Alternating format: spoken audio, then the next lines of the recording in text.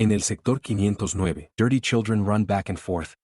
One of them gets up and notices that the golem is approaching. The boy approaches and tells the golem that he will change his flashlight for food. No one knows where that golem came from or who owns it, but what matters is that if you give him, usually gives you food in return. This time, however, after looking at the boy, the golem, just keep walking. The child begins to scream, demanding to know why today he does not accept the flashlight when yesterday it did. As you can see, it is not always guaranteed that the golem will give you food depending on what you give the child. Continues to curse, but his friend warns him to be careful with some. Golem could fight back and actually kill people. Mientras tanto, there is a hairy boy, white, full of arrogance, that is about 99.9% sure to be the protagonist. Jumps forward, stands in front of the golem and delivers a whole bag full of flashlights, screws and other random things.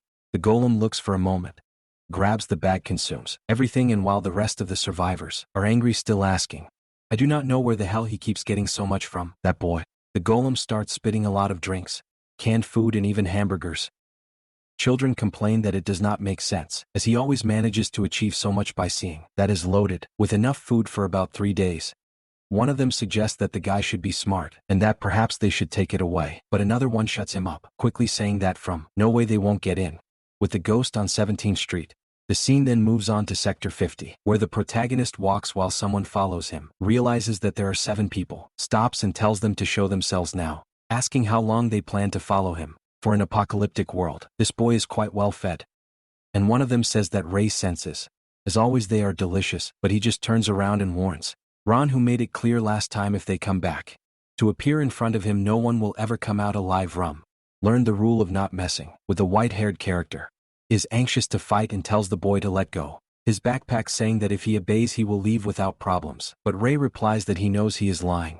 History changes to a legend that the children of that place count the ghost of 17th Street. An expressionless boy who walked in silence. Anyone who looked into his eyes would have their lies exposed to Rum. Loses his patience and goes for a punch, shouting that Ray has always been in boy. Now is the time for me to learn not to act in that way again, but Ray dodges with ease, gives a slight touch to the foot, grabs what is near him and throws a blow to the guy's stomach. The first victim falls to the ground, while the others try to muster some courage and carry, screaming to be killed. One of them throws a blow, but Ray bends down and crashes an elbow straight into his mouth. The poor guy spits out what they look like B5L of blood. Before your partner can react, Ray already kicks the other guy in the face, looks sideways and all over the street, bursts into screams. A while later, Ray says he has already left. Of course, bringing more people would be of no use. Approaches Ron, who is desperately shouting that Ray is a hero and orders him to stay away from it. But Ray remembers him, that he had already told her that he would never be able to walk again after doing something like this. At that moment, Ron pulls out a small knife, warning Ray to stay away or he will die. Seeing that, Ray thinks maybe it is not that far away that they call it. When I was about 10 years old, realized that he was different from everyone else. With the knee open, people asked why he did not cry. I honestly do not think I would cry about that either. Maybe I am a little genius too. Another boy playing why I was not angry at the boy who had beaten his friend. The protagonist did not understand why he should feel angry. Then when that friend left dead and still did not care, good. That is when things really seem strange. Since then, the other children, they began to see it as strange and kept away from him. That is when he realized that he did not feel what people called emotions.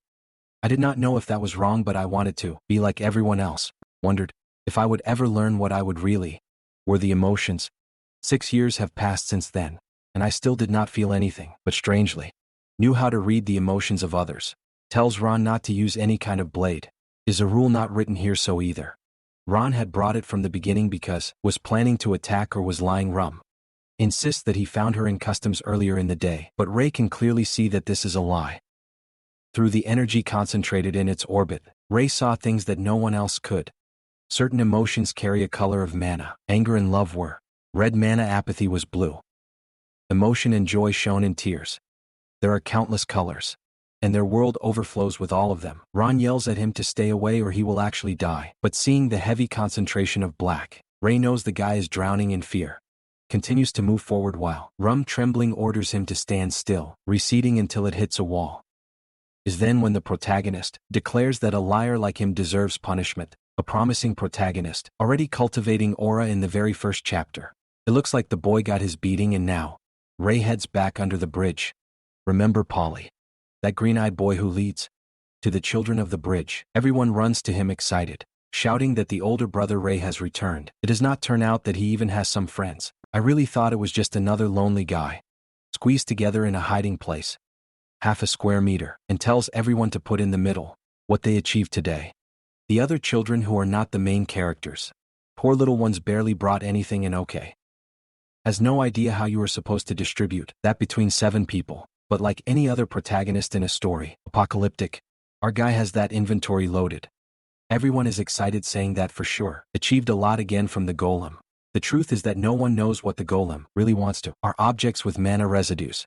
And if you can't see it, it is hard to get it right. Then Pale says they can share, and thanks to Ray no one will go hungry tonight, man. I hope this guy is decent and does not betray our protagonist and leave him cold, without emotions wanting to kill him, although Ray can see the feelings. If Pale were a traitor, the children would notice him. Are eating while Ray heads back to the bridge, thinking it is never enough for everyone. Maybe I should go to the gym. And feels it is his duty, support the group because it owes their lives. A year ago I was asleep in the dark, when these children found him and him outside. The boy was so depressed that we will have to die. There was good.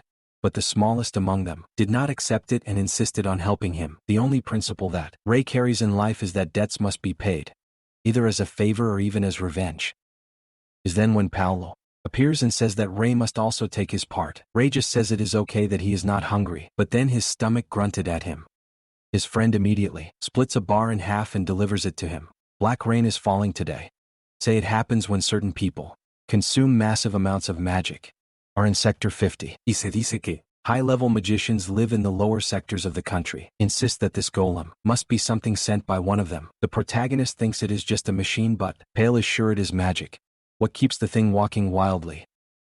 He is excited about it. I do not know why, but Raya feels that is because in reality, can see that wherever the golem, the mana absorbs around it, the mana rotates in its core and releases black smoke. There is black smoke, then there is rain. Black is not sure if they are really connected.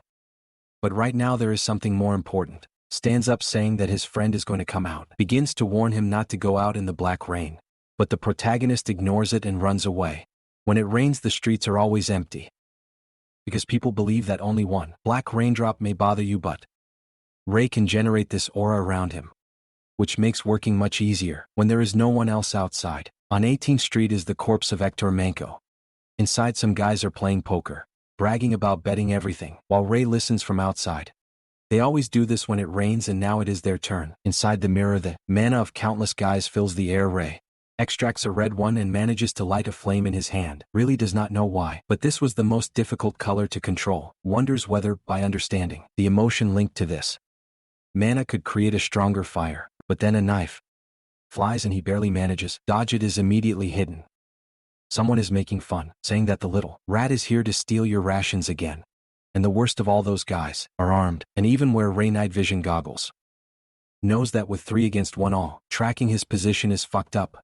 I definitely did not expect those bastards to had night vision launch. 3 more and Ray gives them a hard look. Then slides down the hallway dodging each one.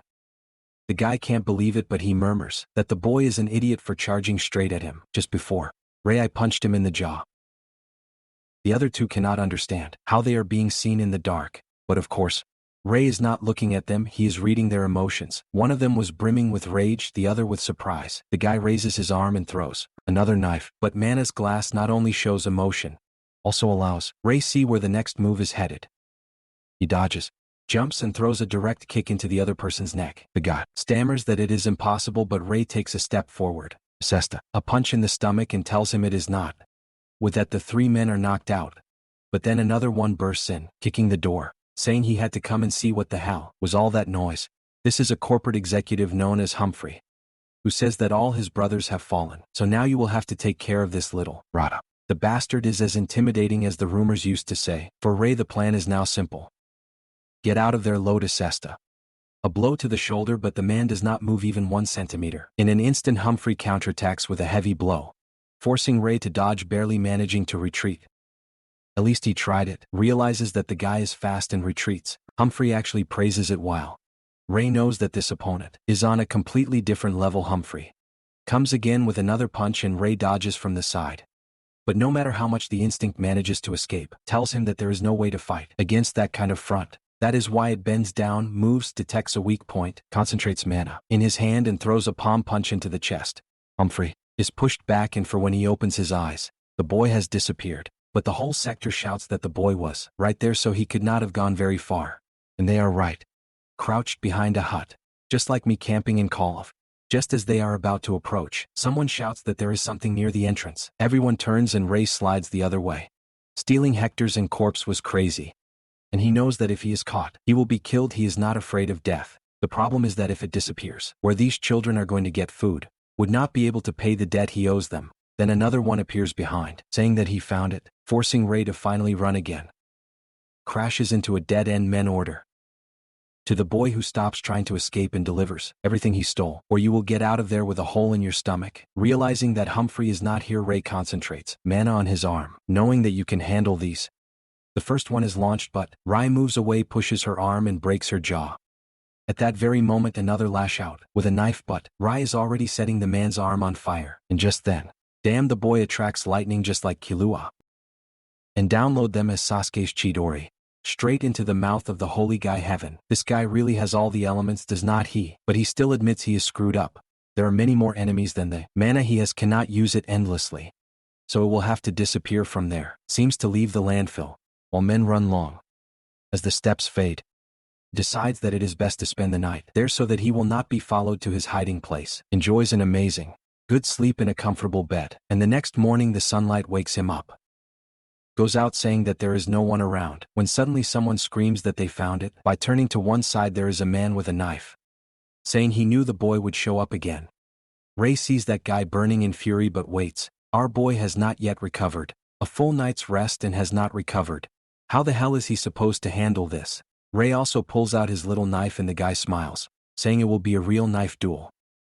A real fight between men. Stating that since it has come to this he does not need to. You can kill the boy at once, but Ray, as always, dodges easily by reading the flow of mana. And when the guy looks to the side, trying to cut it, Ray slides back once again. The problem is that this sudden avoidance unbalances it, and now the man says goodbye to the boy, stabbing straight into his eye. But then a gunshot rings out in the landfill. Man bleeds and falls dead.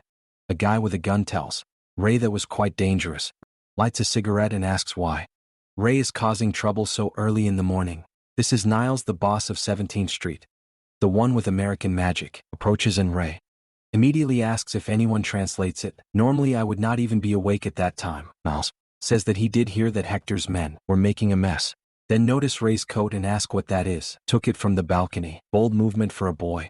Ray thanks him, but Niles quickly tells him that it was not a compliment to Ray. People like Niles were the most difficult to handle. Their emotions were so flat and monotonous that it was almost impossible to read what really happened or how Niles could act. Warns that if Ray continues like this he will end up dead. Cannot simply go around attacking everyone. Ray replies that it does not matter, is that or starve to death. Niles then says he has already paid his debt to save Ray, and Ray replies that he has already paid for it as well. We see what it refers to. A year ago Ray pulled Nails unconscious out of the river. Apparently Nails had been an executive in Sector 46, but he was betrayed and executed. Ray does not think he was lying about it. In return Nails taught him how to fight now. Ray asks about this organization that he had once mentioned, wants to join Niles. Ray's plan is to protect children. But suddenly, Nile leans on the wall with his cigarette consumed and says he knows Ray can use magic. That puts the boy on guard. It was supposed to be a secret. Nile assumes that everything makes sense now, while Ray himself wants to know more about magic. Really does not understand how Niles works. Explains that what he knows comes from a magician in his former organization. The guy used to say that the mana is in the air, and that you concentrate it to use power, but very few people can even feel it. Ray ask if the magician once said something about mana's colors, but Niles, he could not see it. For him it was more like a feeling. Is then when Ray realizes that he is the only one who actually can suddenly see the mana in the air. Niles approaches asking if Ray wants to be beaten. Throws a punch, but the boy dodges again. A little later Niles stands quietly beside him waiting for his answer. Ray still wants to come in, but Niles simply says no.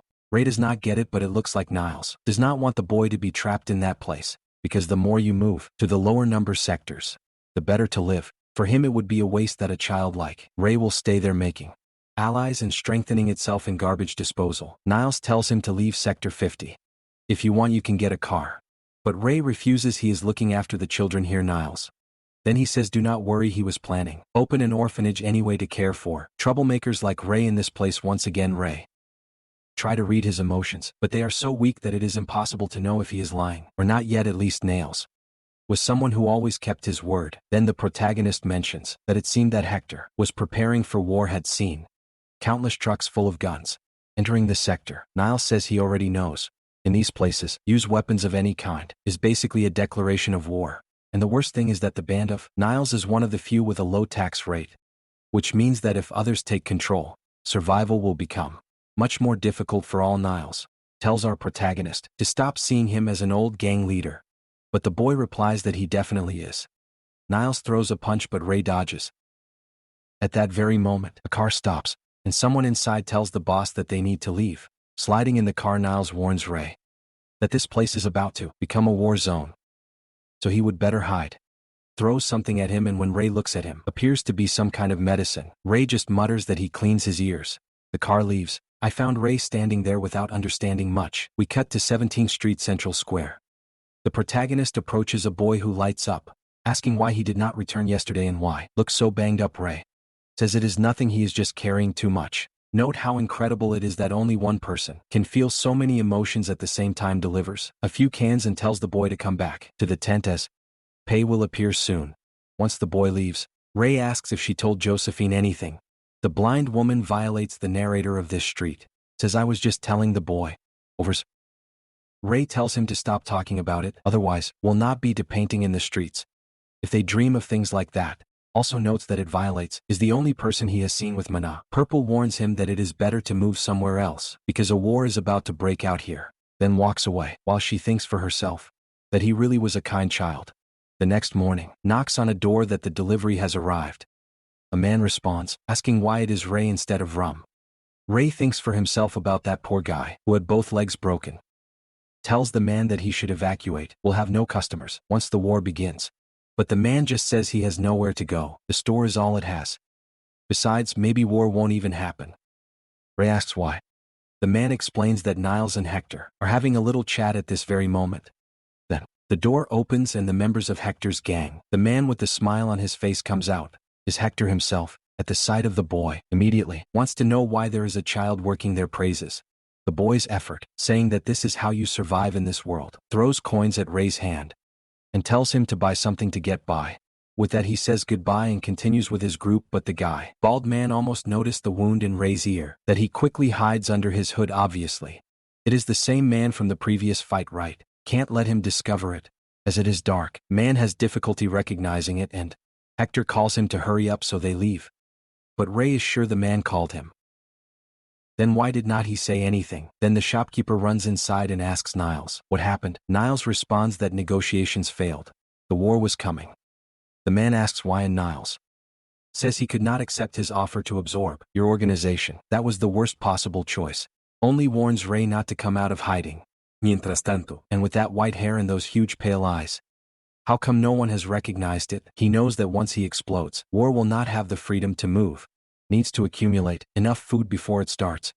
That is when Humphrey's car suddenly passes in front of him. I have never seen such a car in Sector 50 before, which was very painful. He decided to investigate, following the men as they bend over and greet someone. Hector comes down and opens a door and welcomes the magician. Ray has no idea who that man is, but it carries an overwhelming amount of mana, deep blue. The same color you have seen in the golems when they die, but this guy unfortunately had several types of rings surrounding his glass of mana, and around those rings there was another type of mana that looked like blocked the flow from escaping from the Ray Center. I knew that man was dangerous, and I needed to tell Niles. The war was. Supplies were accumulating. Just then the protagonist appears and calls Niles, startling the man, who wonders how that boy appeared out of nowhere. Tells Ray to disappear. Your boss is preparing for war, and things are about to get dangerous. Ray just says to pass a message. Beware of the monocle guy. Cannot mention mana, of course. Does not want to expose his own talents, because that would also put him in danger. Back under the bridge, the children are all asleep and Polly appears. Ray wants to know if they move there the whole week of war is worth. Says yes and asks who thinks he will win. Ray has no idea. For him, both groups are equally paired. Which is a problem since Nails is the one who protects children in this city. Hector wins this war. Instantly, all here will be sold into slavery. At that moment they hear something and Pale says war must have already begun. Ray rises, thinking that something feels wrong, that something is wrong. On 17th Street war burns freely. But nothing works against the golem. Worse this time, the thing is gathering mana and firing bursts of energy as bazookas running through soldiers from side to side. A poor soldier looks horrified, wondering what kind of hell this is. Just before the golem knocked his head off. Cursed little brutal golem, completely insane. The man with the monocle is there, mocking that these places suck. Then boasts that this creation of his is useless and orders him to raise everything back. With Pales, wonders what those sounds are and tells Ray not to go, saying that this time everything feels strange. If Ray goes, all will go with him, but Ray insists that no, Pale should stay there. Then, another child wakes up asking what is going on. Pale caresses gently the boy's head and tells him to go back to sleep, that everything will happen soon, then tells Ray that he is fine. He will take care of the children, as they cannot be left alone, but Ray should not go too far, only come back once you discover what is happening. And also, looks like a wifey firing her husband who goes to war. That husband, now standing in the flames, observes how the city has been destroyed by the soldiers, lie riddled with dead bullets on the ground. Finds the red-haired man and asks him what happened. The man ended up saying to Ray, who brought a golem. It seems that the one with the monocle managed to control it, and despite having nothing from the waist down, is still talking. He tells Ray not to throw himself into this war, which is better than flees thence. Ray covers his mouth and mutters that he stays silent because the protagonist will be in charge of a lie. What it really means is that the Niles group is doomed, so he has to lend a hand. At the same time, under the bridge, all children are dead. My God, what just happened? Okay. Holds one of them, while the golem throws a raisin gun at him, straight to the mouth. Why? The poor child is about to leave as much as possible. They're begging for Rai not to return and all this, just so that our protagonist be right as you need to go up to the next street. Damn author. Now the boy is there, clearly seeing that it came too late. Bodies everywhere, each with missing parts. I did not think this story would be so violent. Is absolutely brutal. Then an explosion explodes behind Ray. He turns, running to the site, remembering that the tent was there. And indeed it arrives just in time to see the children hit by a bazooka of mana. When smoke dissipates, all that remains is rubble and blood, and that is all. Our boy is about to jump right in to the arc of evolution, facing the golem. But he has no chance. The golem notices it instantly and turns, as the machine that is, and stamps it a rock in the stomach, crushing the boy against the wall. Damn it, you would better run, this golem shreds people. But Ray whispers to himself, who has to make sure that everyone is well. And then come the flashes of memory. All smiling, calling him older brother, saying that they like to say goodbye with their hands. Pale's expression changes by saying that he never wanted Ray to come back. And yes, of course, all are lying dead on the ground. Logan and Layla wake up. Now tell me their names. Now that they have all fallen, the protagonist is there, with clenched fists, saying that he has not yet paid them for everything they did for him. But then, hear one sound nearby and another. Dark Rasengan is killing Ray. Is sure that the golem is the one who killed them all. Children under the bridge to the entire Niles gang. And swears he will avenge them, although it is not sure of how. Because that giant golem is right there loading a final attack that will not leave, nor his feet to tell the story. Then out of nowhere someone wins modernity. You ram the golem with a car, sending it flying. Nay gets out of the car, calls Ray by his name and runs to help him. It is quite clear that he too is about to die. True. Asks about the children and Ray just says it is over. Nay looks them to the side and sees the massacre is pronounced, saying it was because he was too late.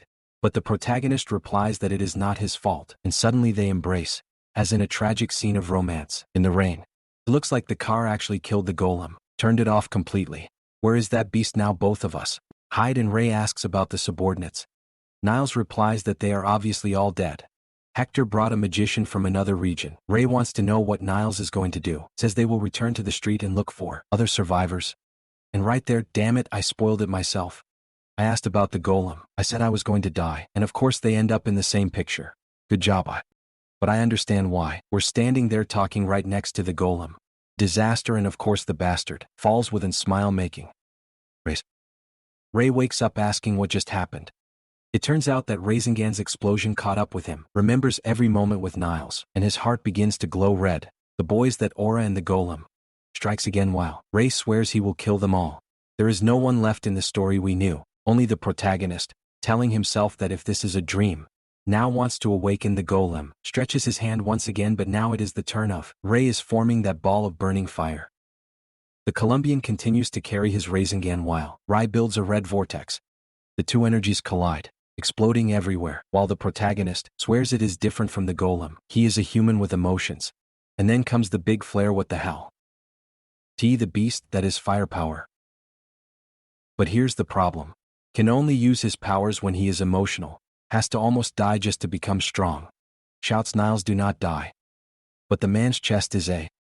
Yet he moves his hand away from Ray, telling the brat to stop irritating him. From the beginning, I knew I would not die in peace, although he did not think it would be today. Yet Niles had no regrets and had managed to. A lot for someone who started from the bottom. The only smile I could find was whether to have started earlier, could have gone further. For him, Ray's age was the perfect time. At that time, Ray reaches the medicine in his cell, but Niles grabs his arm and says that first must leave there.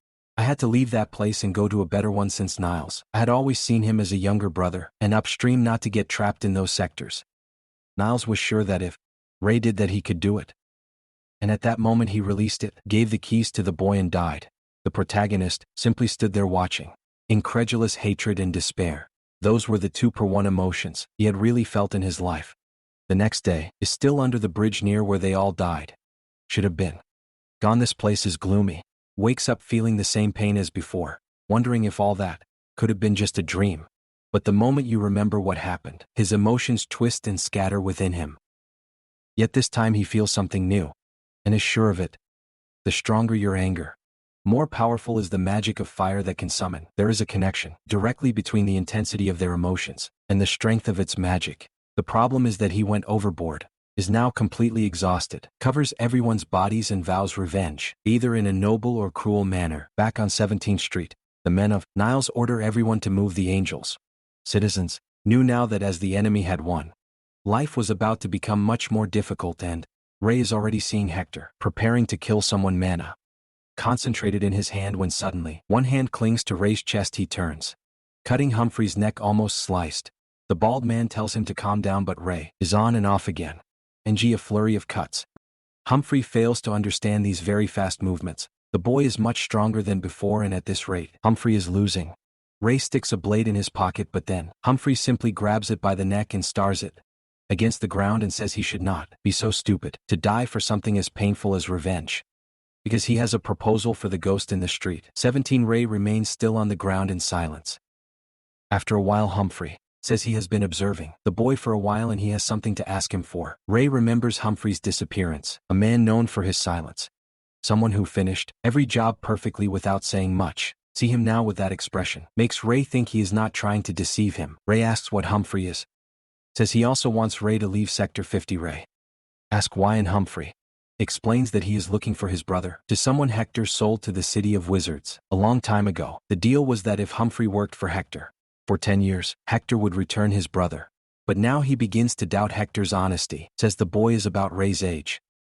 Ray asks why he should even accept this request. Humphrey immediately asks him if he knows how to use magic. Is sure of it after that fight at the gym. Is an incredible talent that Ray should not waste, because right now he can't beat Hector.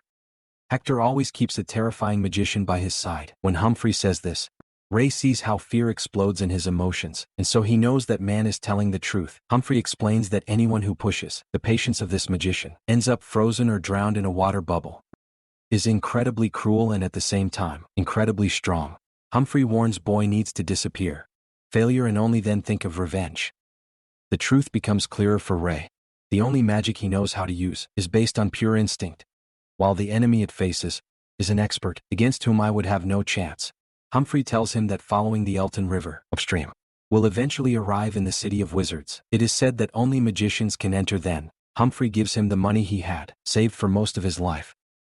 Inside there is also a roll with the name and description of his brother. Ray cannot understand why Humphrey gives him money and everything else if there is a possibility that not even I found the promise. But Humphrey says he has been watching the boy for a while, and he knows that he never breaks his word, and he is sure that Ray has sufficient ability to move up to sectors. Suddenly Superior grabs him by the shoulder and tells him that he must decide quickly before the other members see it.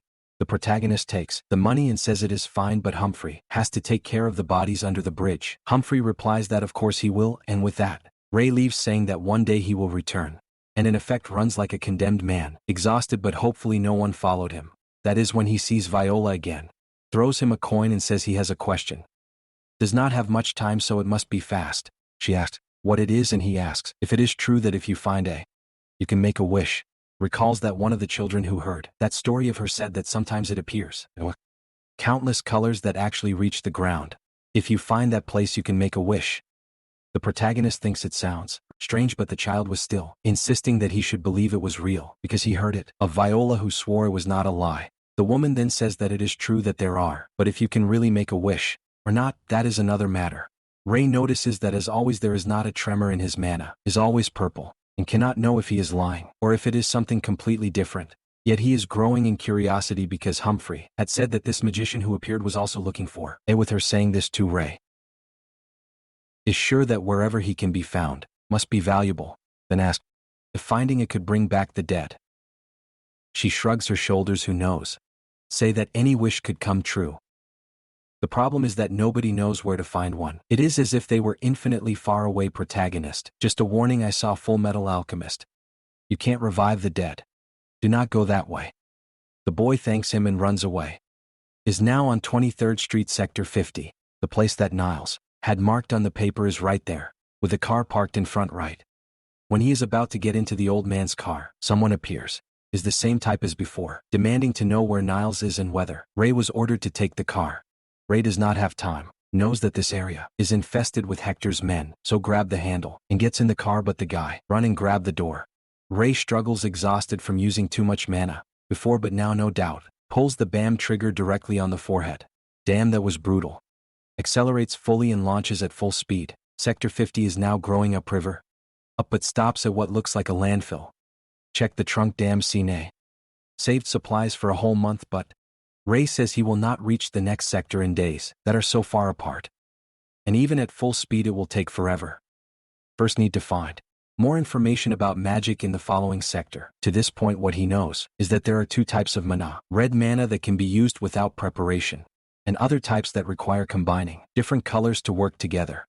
Mana is obviously not easy to manipulate, but he can focus on certain emotions and channel them more easily. Thinks on their dead friends to concentrate their anger, but the mana goes out. That is still its limit. 1 second of loss of concentration, and everything falls apart. So he decides to try to combine the manas available in the air, absorbs a large amount and attempts to form a sphere. But this one also falls apart. The mixing problem. These things, is that true? Emotions and colors repel each other. So if one touches the other, everything collapses. Must concentrate hard to make it work. On the other hand, there are combinations that always work, so you need to study them little by little. Survival was the only priority before. Needed food. But now things have changed. Now has a reason to learn all this. The next morning the car accelerates and stops to drink some water and train a little more with mana at night. Practice with a little mana. Cold, try a small flame. And even achieve some stone formations. Already exhausted, decides it is time to stop, wondering if there will be a softer way to extract undrained mana from the surrounding area. It would be much easier if I could store mana inside himself and use it whenever he wants to, like that guy with the strange rings around its core of mana. Either way, decides, focus on discovering that once you reach Sector 49. In Sector 50, everyone runs looking for something. The man with the monocle asks if they have found it, but someone says that unfortunately no, have searched everywhere but the golem disappeared. When they insist, in which they will continue searching, suddenly points something at the man's head. At first I thought it was a gun, but it does not say, take my cane. The man touches it, and instantly his whole hand freezes, along with the rest of your body. Why the hell would you touch it? You should have run. And then torn to pieces. That is all completely broken at least. Tries to escape, the villain still murmuring that he is a murderer, and is right. Then find a completely destroyed area. And one of them brings what appears to be a fragment of the golem. The man with the monocle notice that remains mana in the air, which means that someone cast a magic strong enough to leave that kind of trace. Follows the trail, feeling the mana concentrated in a corner, and asks who used to live there. Someone explains what they were, the orphans and street children. He is surprised, saying that they must be hiding there to avoid war, but refuses to believe that any orphan, anyone could have used such a spell. suddenly begins to rave, wondering how anyone could understand one of the countless and eternal, delicious combinations that exist in the world. It is impossible for him, so he concludes that another magician must have come from a region different to destroy the golem, orders his men to find the intruder, while he himself will monitor whether such a person really exists. Because if an orphan, I need to do this, could become an archmage that the world has never seen. Ray arrives at Sector 49. We see a memory of a conversation with Niles, who once said that Sector 42 looked very similar. The big difference was that the streets were wider and the buildings taller. Beyond that, everything was similar. Had to decline much further in the sectors before we see a drastic change now. Ray is at the entrance of 49, realizing that the place is really huge. When walking, sees children rummaging through the darkness and wonders where they bought the. If there are only 50 of them, take a walk around the city, listening to people talk about mining, cooking and drinking. Note that it is on 36th Street. What it seems means that this place has twice as many streets. Right now the important thing is to gather information about magic, especially on the glass of mana, and those rings he saw. Of course it also needs learn about colors, prism, and the most difficult of all, figuring out how to get some money. Still has what Humphrey gave him but does not know how long this trip will last, and at that moment it is face to face with Veronica's bookstore, but Ray has no idea what it even is. A bookstore in the past. We see that it was Niles who taught him how to speak and write, but only in the most basic and rudimentary way. Knows enough to communicate, but a bookstore is far above of what the child can understand. Enters and realizes that the place is full of paintings with letters inside. Then suddenly it appears a girl from a window on the top floor, screaming that the bastard who breaks things to steal books is back again. Tells him to get out right now and demands know why he is stealing. Ray only understands that whatever is kept here must be that thing called a book. While she keeps screaming, saying he will not repeat it, he notices that his aura changes, red for emotion, sadness for joy, then discomfort, and anger. Wonders how it is possible that someone can to feel all that at the same time. The girl warns him to step aside because adults are coming down and will finish it. He just replies that she is weird. That only infuriates her more, and she replies that his grandmother will take care of him very soon. Ray decides to ignore the crazy girl and keeps walking around town. As there are always eyes on him, note that these people observe it with caution. Obviously he is a stranger in those streets and is attracting attention, so he knows that it is best not to provoke anyone. After all, this place is not very different from Sector 50. Back in the car, has spent all day wandering around the city, but you have not heard anything about magic. Tomorrow you will have to search other areas. Just then he hears something strange. The guys nearby are getting ready for something, and Ray already senses what is about to happen. This time it is 4 prototypes against the car. The one in the blue hood asks if he should be killed. Another says no or the boy will survive, while another insists, we need the key. Decide it is time to act, when suddenly something goes through the window and hits to one in the face, falls backwards. Everyone is confused and Ray jumps out of the car. When another tries to react, Ray strikes him directly in the chest. One more falls to the ground. The last one tries to attack from behind. What the hell? Ray stops him calmly with his hand and throws it to the side. Somehow turns it around the neck and makes it a palia. At the end they are all lying around. Ray asks how many streets they control in this area. One of them doubts, almost lost his ear, then lets go of 3 controls. Ray requires which? The man says 25 and 23, but Ray sees his nervousness, sadness and fear, and knows he is lying, steps on his hand and orders him to, who tells the truth or will also be beaten up. Brutal bloods everywhere while turning to the next type, telling him that it is his turn to answer that. Clearly in a panic confesses that they control 14 streets with 52 members in total. Their leader is someone named Kendrick and its base is in the middle of an abandoned place. Ray tells him to raise his head, asks him his name, and he answers Neshu. The boy then wants to know what orders their leader gave them. Neshu explains that the order was to leave Ray almost dead, then steal his food and everything he had, and that Kendrick himself would be observing. At that time, Kendrick jumps from the top of the car. I would like to stab Ray, but Ray responds that he already knew someone was watching him. A wind stretches around it. Man does not understand, and Ray hits him twice on the face and chest.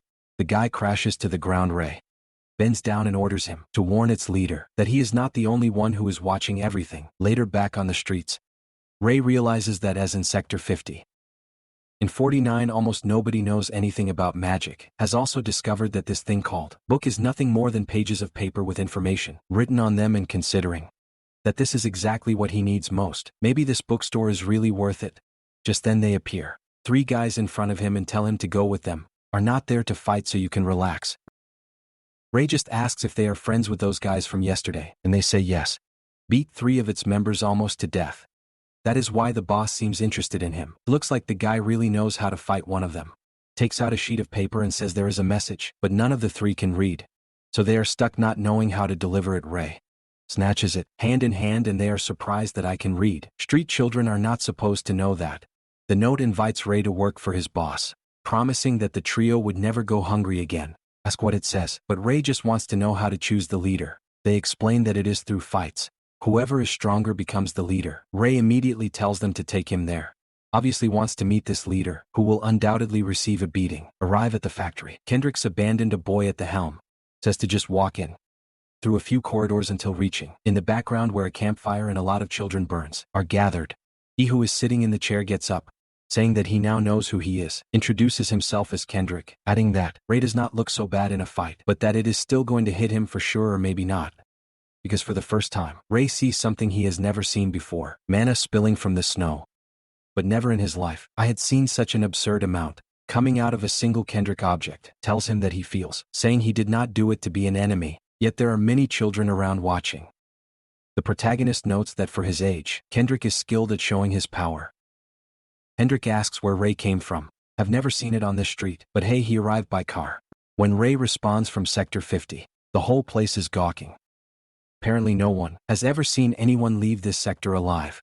Murmuring that it is too far away until the leader orders them to shut up. Then he says that if Ray is telling the truth, it is incredible, is qualified to be in this organization. Ray does not understand what he is referring to, so Kendrick explains that they plan to join a real organization. The plan is to become part of Merc Network, a well-known group in Sector 45. Have an agreement. Once Kendrick's band reach 66 members will be allowed to enter. Ask if Ray is not interested. This could be the opportunity, perfect for raising your status. Ray replies that it is an interesting story, and joining a group would not be bad, but it refuses to work under someone weaker than him. To Kendrick does not like and asks if Ray is implying that he is weaker. Ray shrugs his shoulders, saying that in Sector 50, leaders were elected by force, not by words. Immediately one of the gang members go out to beat Ray, but Kendrick grabs him by the neck and tells him to shut up, does not like to be interrupted. At that time, Ray notices that Kendrick looks like be using some kind of strengthening magic. But it is not its own power. It is the ring she is wearing that radiates mana. Ray observes without being impressed while Kendrick hits the boy. Realizes that maybe he could break that ring. Suddenly Kendrick drops the boy on the floor and apologizes, saying he was just a little stressed. But Ray notices more than just the increase in strength. The ring also deformed Kendrick's emotions. Ray steps forward by telling them to forget with this that he is weaker. Affirms emphatically that Kendrick is weaker. And in an instant, something cuts the air, almost hit his head while Kendrick orders him to repeat it. He turns to his allies asking what they think. Terrified, babble that of course he is stronger than that boy. What the protagonist notices is that the ring reacts to Kendrick's emotions, and even more so, it seems that Kendrick has no idea what the ring really is doing for him. Kendrick eyeing the neck and says it is fine if the boy wants to see his strength, then so will Ray. Responds that they should fight for the position of leader and that if he loses, will work under Kendrick. But Kendrick says the fight will be in a week's time when everyone are looking at.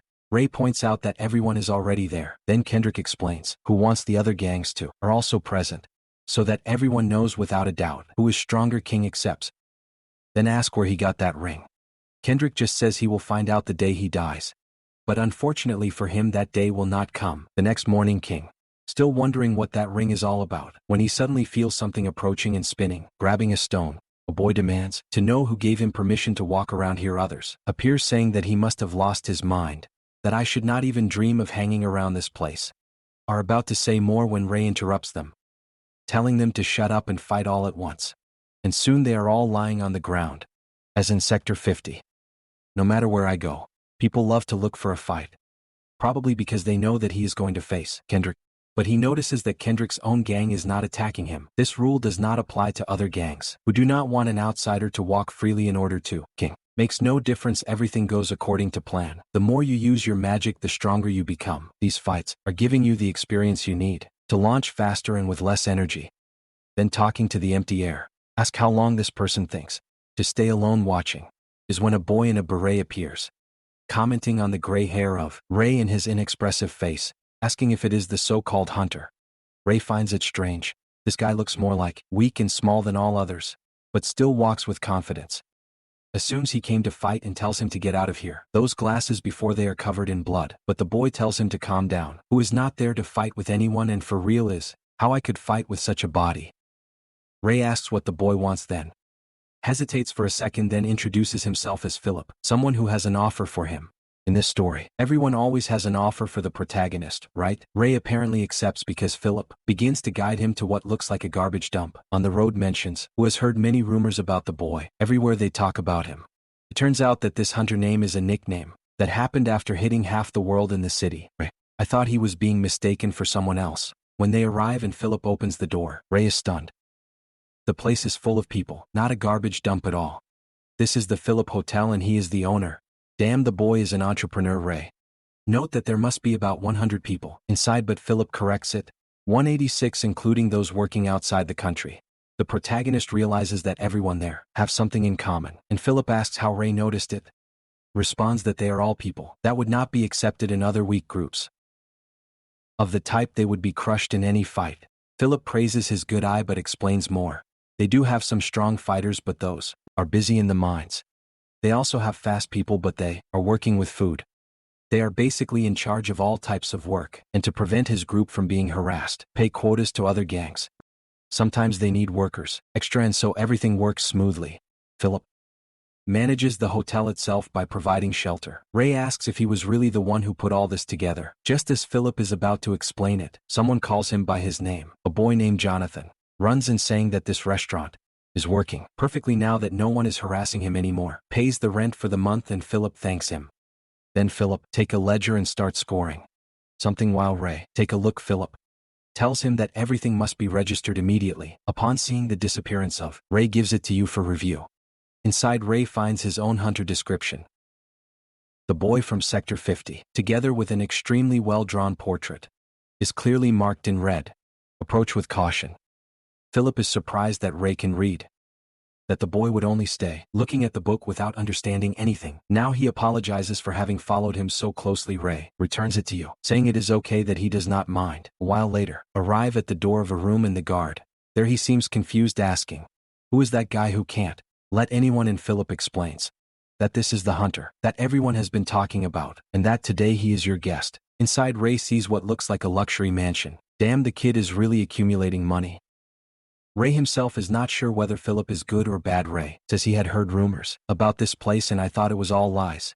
Philip explains that the most important thing in business is the confidence of the people. Money can always be earned again, but once you lose your credit on the streets, you never get it back. Ray interrupts him, telling him to cut to the chase what his proposal is. Philip trembles, thinking Ray is quite intimidating, but he forces himself to overcome his fear because if he wants to, taking advantage of it has to do it. Says again that he has a genuine offer, wants Ray to become his business partner. That after Ray defeated Kendrick and become the new leader. In other words, Philip already assumes that Ray will win as usual. Ray analysis his aura and sees that the boy is full of courage. Even asks him if Philip does not believe it exists, the possibility that it will continue. Philip admits that it is of course possible too, but he thinks that Ray has a high probability of winning. Ray asks why, and Philip says it is just a hunch, as Ray likes to watch people. After analyzing so many behaviors, has developed a prototype sense for how things work. Notice the smallest details. For example, every time Ray talks to someone, physically he looks toward the center of his chest. Philip cannot understand why. Maybe it is a trauma, or maybe Ray I just can't stop looking people in the eye. Yet he leaves the subject Ray, as he always wants to know what other habits he has noticed. Philip and how many. Philip agrees and explains. Has seen that every time Ray turns a corner, step first with the right foot, probably preparing to strike also with the right fist. Has also commented on the way Ray fights. Hearing all this, Ray is impressed. This boy discovered so much so quickly. Most people only see it on the outside, scary or cold, and that is usually all they think of him. But anger makes sense, and grandma are the only emotions you can feel, and even those you must force yourself to concentrate on. Perhaps Philip, with his keen observations, actually could help you better understand emotions. Philip continues, saying that Kendrick has a bad habit of getting excited during fights. Well, Ray seems to keep analyzing all the time, just in case it makes it different. Just then Ray accepts the company. Philip begins to explain about the offer and payments, but Ray interrupts him, saying he will be the one to decide that. Philip nods. Well done. But then the protagonist adds a condition. As Philip clearly has many connections, in this place he needs me to find something for him. To be honest, Sector 49 is not such a big deal. Of course they are all piles of snow around, and yet this guy is living the good life. 2 days later, our boy is back in the streets, sleeping under the car. At first I thought I was tinkering, but it is not another kid helping him, saying that the car really shows that it came from Sector 50. The thing is shattered, worn out. Also congratulates Ray for having already achieved befriend Philip rarely. Send someone as skilled as him. Then order some tools and some screw. And Ray uses his magic to bring him in. The boy notices how he simply fell to one side and wonders when Ray took it out. Ray does not respond, he just remains silent. After a while the boy looks exhausted. Oh man, this world is full only of children. Is like never before. Guys fixing engines, managing hotels while I hear old and finished. Doing nothing but YouTube videos. Maybe I should get a real job. The boy continues, saying that he modified the part to cool the engine, and warns Ray not to tell anyone, but used one of the most expensive ones. That is because it was commissioned by Philip, and Philip is seen as the savior of all. Without him I would never have gotten a job. Ray notes that at least this guy is popular. Then the boy takes out a sheet of paper, saying that Philip asked him to hand her over. The message was too complicated to memorize, so he put it in writing. Says goodbye to Hunter and says they will see each other again. We see that the information that Ray asked Philip, it was obviously about muggos. Philip had said that Ray would start right away. Wanted every detail, and Philip told him, said to remember who he was dealing with. Now looking at the page, Ray can't believe he has gathered all this in just 2 days. The notes mention the 2nd Street. A man named Wolf Bakers, 42 years seen, carrying a heavy backpack with one hand. 8th Street in the store. A 23-year-old man basically is tracking people who could be magi. At least that is what it looks like. Then Ray finds something worth checking out. On the street there is a cook loading boxes while Ray observes carefully. Is looking for people who have those rings around your heart. The first man is dropped from the list. The second, when a steel pipe was about to fall on him, suddenly a gust of wind pulls it aside magically. The man does not even flinch, so everyone suspects who used wind magic or something similar. Ray thinks this one might be worth investigating. But when he arrives at a store there are some guys complaining that it is closed. The one on the right says that of course, if it is Padrian every day. The other responds that they are supposed to keep throwing stones. That is the job. Your pay will double if the place goes on sale. Then one of them, holding another rock, says that this time they will break the window from above and will force whoever is absent to leave. Just as he is about to launch it, the redhead girl from before appears, ordering them to get out of the way. Says he heard it. Everything knows that they are throwing stones on purpose, and warns them that they had better disappear. Ray note that it is full of courage and anger, but at the same time, there is a trace of black. Mana is afraid. The kids make fun of her, saying that they may notice that she is scared. She insists that adults will come. Just before a stone almost hit him in the face, one of them mocks, saying that they know perfectly well there is only one old man there, not a fly, ready to face them, so I should shut up and leave. Throws another rock aiming at his face, but Ray called to intervene. And then the redhead raises her hand and uses wind magic, causing the stone to fall to the ground. Ray has found the magician he was looking for. Hides again while the kids are left confused, wondering what just happened. Are convinced that it was their imagination and prepare to throw another stone. Ray of course is sure that was magic. Guys jump on the other side. They tell him to stop pretending and throw 2 more stones.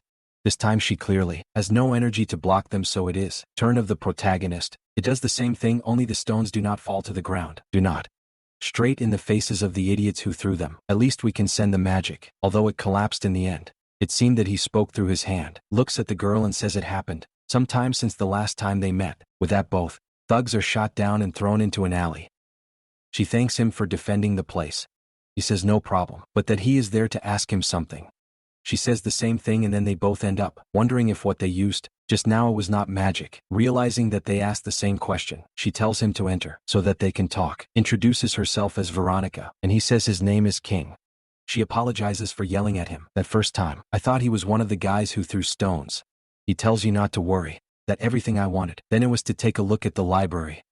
That had been his only intention, but he never imagined that I would find a magician there. After sitting down he asks, where he learned magic and if it was his grandfather who taught him. She says yes, of course, since he is a magician. Ray wants to meet the man and she says well, is above. But first they must deal with the cut on the face of Ray. He insists that it is nothing serious, but she does the classic, puts his hand on his cheek, and use a healing spell. She says it is ready, but Ray wants to know how he did it. That I was channeling a stranger, white mana moving it. You have never seen anyone use this type of mana to heal, has seen white mana many times before, but it is incredibly difficult to control, has never made it. Normally only appears when someone sacrifices themselves by another or does something selfless and kindly, but those feelings are too out of their reach. The girl just says it is nothing special, is simply a healing spell. And what is that white mana, Ray? Remember that Niles once told him that he had never heard that mana had colors. Usually people just use magic without thinking about it. She repeats that she does not know what she is talking about. Then ask if you are referring to the elemental generation. He asked you to explain. She says it is the process of combining multiple elements to create a spell. Healing magic, for example, is simple. You combine the regeneration element with two others if you want to make it stronger. Ray asks how many elements exist, and she says that only the natural ones are more than 20 if you add manipulator amplifiers and the rest. The total exceeds 100. Finally, Ray feels like it has happened. Something useful since you arrived in this city, is now eager to meet the it depends on it and learn more. Ask if you can talk to him, and she says yes, but who can't even get out of bed. Is too sick, tells Ray to wait. As it goes up, to see if he is awake and able to speak. While she leaves, Ray wanders through the library by taking a look at the books. For what has happened in the city, owning a book is extremely expensive. Touch them with your hands. Dirty would only decrease their value. That time when he remembers, the last time this guy, it even took a bath when it rained cats and dogs, long ago, and just stood outside in the rain. Does not care about his own smell, but maybe others do. Maybe the girl has a poor sense of smell. Or maybe he just tolerated it out of courtesy. Note some other books, although they look like more records or newspapers. One of them is a study on the distribution of elementary through the sectors and the reason for the expansion of black rain. In the following chapter, when she goes down the stairs, meets an empty room. Thinks it took too long, but then Ray appears just behind her, startling the girl. She tells him to stop appearing out of nowhere like this. He just says he wants to know more about magic. Checked the books and found nothing. She is impressed that she can read as usual, and continues, thinking it is more interesting than I expected. The protagonist asks how his smile is doing, and she replies that unfortunately, will not be able to speak right now, because he sleeps deeply. Blushing, asks him to return tomorrow, and he says it is okay. But when she leaves, she wants to know why he is so determined to talk to his grandmother. It seemed that this was his goal from the beginning. He turns around and replies that he is looking for the prism that is actually that the old lady mentioned. True, but he assumes it is the same anyway. 4:30 p.m. And all I can think is that Niles is a liar. Told the protagonist that Sector 49 was all the same. But clearly, everyone lives in peace in some fancy place now. Ray is watching another person from the list of names of Philip A., man in his 30s or 40s who leaves at 7 a.m. and returns at 7:00 p.m. Always appears with a basket full of fruit, and no one knows where he gets it from. Even if these do not seem like great indications, Ray needs to dig up as much information as possible about this. Johnny turns out that this boy is actually who brings you food. At the time when Ray see the name written on it, says he never asked for food. The boy insists that it is courtesy of the house, and you know he must be a hunter. Someone whom children admire like a toy. What? Ray realizes that the boy has already figured it out. Decides it is time to ask something. Johnny, all excited, even offers to give the suspect's password, which is a bit for Ray, but his real question is about how exactly is the daily routine of that man. Johnny explains that he is not the man Ray is looking for, the one with the basket. Yes, and that the schedules are accurate in this type of way, is so punctual that people practically use it as a watch. Suddenly someone yells at Johnny to return to work, and the boy runs away immediately. It was 6:00 p.m. So it was missing only 1 hour until the target appeared. Ray decides to eat and wait, but then his expression changes when he looks to one side and sees the man in the hat coming, as well as the monocle, also had strange rings surrounding his flow of mana in his mind. Ray thanks Johnny for the food and slips in. Heading to where this man lives, he plans to making the most of your time while is out to meet as much information as possible. Nervous but with no possibility of receding, feels an overwhelming wave of mana filtering through the lock. Push the door. However, it just looks like a normal house. Is forced to stay focused. Now is not the time to be distracted. The priority is to gather information about Muggos. In the dark, he finds a lot of crumpled papers. When Elisa 1 is full of scribbles and notes. A part mentions the number 66 that had generated for him. That immediately reminds him, which is the same number of orphans in which Kendrick said someone was interested. Ray starts thinking that this man could be connected to that group Merc read that the boy mentioned. But judging by the content of the letter, this guy was actually expelled from the organization. Then, Ray feels something strange coming from a corpse. When you open it you find gems that radiate mana. Is the same type of Kendrick's ring jewel is air mana, but unlike mana natural, this type is absorbed much more gently. Wonders what would happen if you combined your own mana with something like this. At that moment a flame bursts in his hand, the strongest he has ever created. Would normally take more effort and more time, but this time it came out so easily. Then steps resonate on the stairs. Quickly closes his fist, hiding the flame. Just as the man in the hat returns, grumbling, who can't believe he forgot his wallet, calling himself dumber every day, murmurs that this is why the organization abandoned him, apparently speaks just enough and then mentions Walter. Not to worry, that as soon as he finishes this work he will return to the group. When the stairs come back up, Ray thinks the man is leaving. But suddenly it stops and says he feels he needs something more about this place. Turns looking directly at the protagonist and says he needs rat poison. Ray pulls out his knife while the man comments that I already knew someone was hiding there. Is thrown with a gasp and damn it. Seems to have really achieved it because the guy had to back off. Hit the wall in frustration. Demanding to know who King was. Asking if it was that damn mirror of the organization, and if they were underestimating so much as to send a child. I had no idea how the boy even opened the door. But Ray continued to advance against him. The protagonist's intention was clear: to defeat this man and force him to let go of everything he knew, since things had come to this point. But the guy blocked Ray's knife with his bare hand, telling him to leave, of thinking he could beat an adult with only one leaf. Yet Ray threw with all his strength. And the man was surprised at how strong the boy was, stepped back again and realized that this man had used that same stranger mana than Kendrick had used. Must have been what his hand held without cutting itself. The guy then got stronger, saying that he had been holding back because Ray was just a child. Now however loaded forward, warning that the face of Ray was about to be torn. Ray however was more curious. If that spell that man had just used, maybe he could use it too. Suddenly the man launched another attack in the blood. To everyone's surprise, Ray had copied the spell, but his version seemed more natural, more in tune with the world itself. Had memorized the combination, exact colors than the stone, produced and repeated it perfectly. The man continued to attack, demanding to know how this guy had achieved metallization, a technique he himself had invented. Threw a horizontal slash, but Ray crouched down, dodged cleanly and counterattacked with a cut. Now bleeding, the man's knee was shattered. And unbelief filled his eyes. I was sure of it now. This boy had been sent by the boss himself. Ray immobilized him by the hand against the wall and told him that he had to disguise his voice so that no one would find out who he really was. But the man mocked. White hair, gray eyes, everyone already knew his identity. Walter admitted that he never imagined that the murderer Steele's magic was so young. Ray however only came out how difficult it was to start information to people like this. Perhaps the best option was simply to kill him right there. But then, Walter stated that he had no other choice, was going to burn his own life if that was what was needed, to kill the boy and prove his worth to the leader.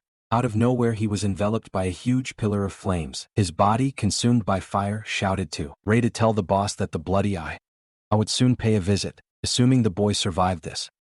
At that time, promised that the boss would regret having abandoned someone like him. As the kingdom advanced, he noticed that the rings of mana surrounding its core were turning at a dangerous speed. The mana exploded through his veins, bursting from their glasses. Flies was becoming lethal. The man raised his arms high, declares, when I knew that, Ray must have been after the red bloodstone. But I was not going to let that happen. And threw a fireball directly at him. Ray put both arms together, forming a swirl of colors in a barrier, and somehow resisted. The man was stunned that an angel could invoke an iron spell of that level. Yet he continued to hit it with more attacks, insisting that Ray's chest would be broken first. The problem for Ray was that he could not get close to someone whose entire body was engulfed in flames, would be burned alive. Suddenly his eyes opened wide and wide when the man raised his arm and invoked a colossal pillar of fire, challenging Ray to block that ray. I knew it was impossible, remember it only with a barrier. But then the man noticed something strange, water droplets forming around it. Demanded to know how Ray was using two primary elements at the same time. Ray advanced with a punch, just when man was demanding an explanation of why a monster. Suddenly I was driving water magic. At that time Ray had a whole storm. And the flames of man were completely extinguished. The next instant, King dies wobbly. Exhausted with blood dripping from his nose, it was clear that it had forced to its absolute limit. His mind was cloudy. But it still remained, stunned at how powerful she really was. That magic coming from those stones, the mana, flowed calmly, everything mixed much faster. That was definitely powerful. I had no idea how hard it had to be to have those rings around the circle at that rate. It was more than clear that I could not beat that guy with the monocle, the one that was covered with rings with spheres. Brilliant, yet with sufficient time, would become stronger and discover everything I needed. Imagine that something bad could pass, and that is why he stole some. How many of those pebbles? When I was hiding behind the door. The next morning he arrived at its library. She was smiling, welcoming him while he carried that aura around you immediately. Asked him where his coat was, and he told her that he had gotten rid of him. After all, if I continued walking in the same clothes as I thought when he was attacked, it would only make it look more attractive. Then said he had spoken to his grandmother about how the boy had used magic to help everyone. And in addition to that, he mentioned that he was looking for the prism. The protagonist, however, noticed a couple of children spying on it from one of the rooms.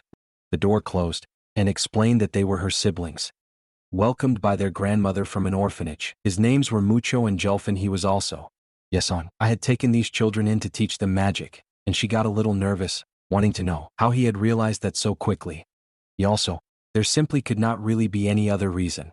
She added that she herself had learned magic of his smile. Somewhat uncomfortable, admitted that he understood, and together they came to the door, where her grandmother was waiting for them. She came in first, introducing the boy as the one who had helped her. The old man was standing there in smoke, spinning around it, and told to come out for a moment. She did, and then the old man turned to Ray, saying he was deeply grateful. I'd heard that Ray had helped deal with those children. Something he should have done himself, but I had not been in the best condition to manage it.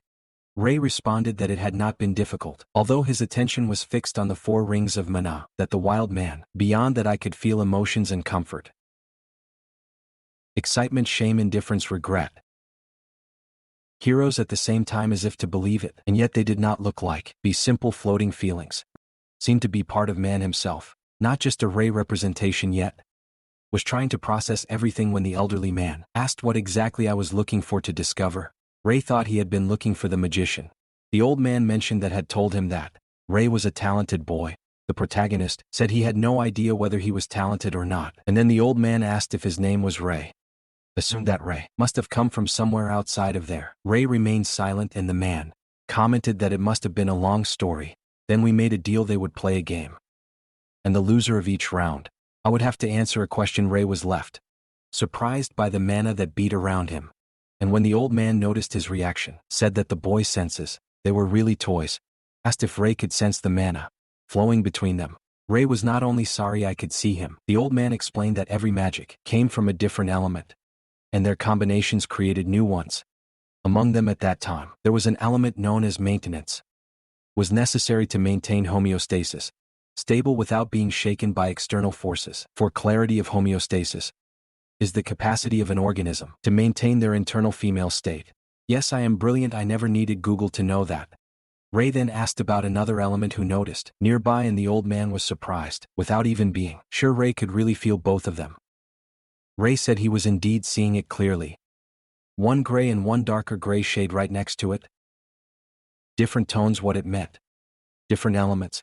The old man burst out laughing like crazy, murmuring for himself that I had never needed to pass hundreds of orphanages, because here I was, a boy who appeared before him capable of recognizing instantly the difference between maintenance and continuation. This is something that most of the magicians cannot achieve in their entire lives. But then the old man says that destiny is curious. It does not fit him. Long time, and only now did he find a real talent. Ray wants to know the name of this other element, the one that was paired with maintenance. The old man laughs, saying it would not be funny at all if I were to simply tell him so. Ray should win the game and find out for himself. Explains that it is simple. At that time, there is a sphere formed by 2 elements between them. Wants Ray to try to draw that sphere to himself. If Ray manages to bring it closer, he wins. To make it easier, the old man even brings her a little closer to him. Ray thinks there must be some way to win. Even though the old man is much stronger, he declares that is ready, and the old man gives the starting signal. At the moment Ray channels his mana, the small sphere shoots out in an instant and stops right in front of the elderly. Ray is confused, realizing how fast the old man really is. Then the old man announces calmly who will ask the first question. Wants to know where the magic boy learned. It is Ray's turn to radiate that fierce aura and replies that he learned for himself, surprising the elderly man for the second time in the day. Judging by his expression, Ray wonders if self-taught magicians are really that rare. But once again the old man repeat that if Ray wants answers, must win the game. Ray says it is okay, that they will just get started. The next round at least will be learning magic directly from a master type. Dumbledore. True. This guy is about to level up. But judging by his face, stunned, it is clear that he lost again. This time the old man explains that competition depends on, entirely, of a person's ability to handle mana. The number of circles did not matter. Is thinking this just for himself? Because he does not know that Ray is already aware of the circles. The protagonist realizes that at this rate, is revealing all its own information, while not getting. Nothing has fallen directly into the old man's trap. Needs a different approach. The old man extends the sphere, again declaring that it is time for the next round. Both release their mana. The air around him becomes intense. Suddenly, Ray throws his hand to one side and activates something. The old man notices immediately the change, saying that the boy changed tactics and this time really wins. I do not know if he threw water or a wind gust to the old man's face to make him, but Ray notes that the old man never said he could not distract him. So the old man tells him to go ahead and ask. Ray wants to know exactly what mana is. The old man laughs at such a basic question and explains, the mana is the element most fundamental of all things in the world, is what they are made of. No one can see the mana, and no one can touch it, but just as thunder strikes or fire burns, people can observe their movement through secondary phenomena. And when you think about it, he is right. You really can't touch the fire.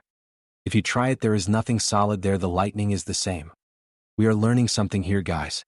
The old man continues, saying that only a small portion of humans is born with the sensory ability to perceive mana. But feeling the mana does not mean being able to use magic. That is because the talent for and the talent to manipulate it are domains completely separated. Ray asks, yes, with talent only refers to the old man's ability to manipulate. The old man realizes that this is a second question, but he lets it go by answering that yes, normally talent means the ability to manipulate the mana and combine it to create effects.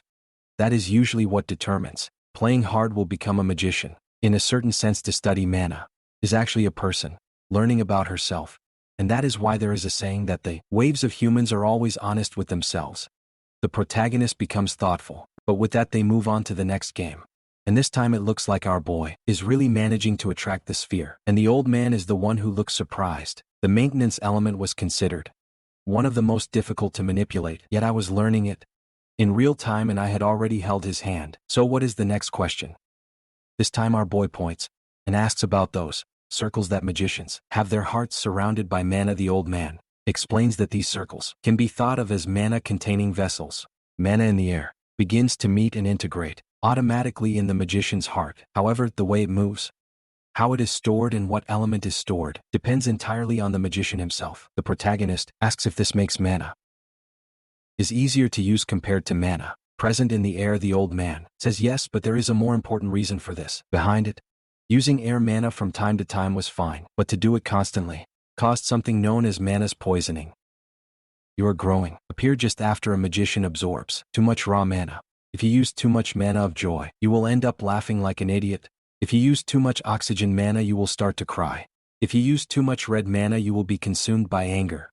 The problem is that these symptoms continue to accumulating up to become a permanent mental illness. Oh, that reminds me, instantly, that old lady from the town where he came from could be that she. I would have developed something like this with one of the elements. Ray, however, remembers Kendrick, the way in which his personality changed in an instant, and Ray note that perhaps Kendrick had never been affected by the poisoning of mana, simply because I had no emotions at all. Then Ray asks the old man, what would happen if someone could use mana from the air without being poisoned? That would not be a great advantage. The old man replies that it is a unique thought, but who has never met anyone like this, if such a person existed, would be shared with other magi, since all the others are forced to refine air mana for safety reasons. For that person, the amount of mana available would be infinite. Hey, the old man then asks if Ray has a dream.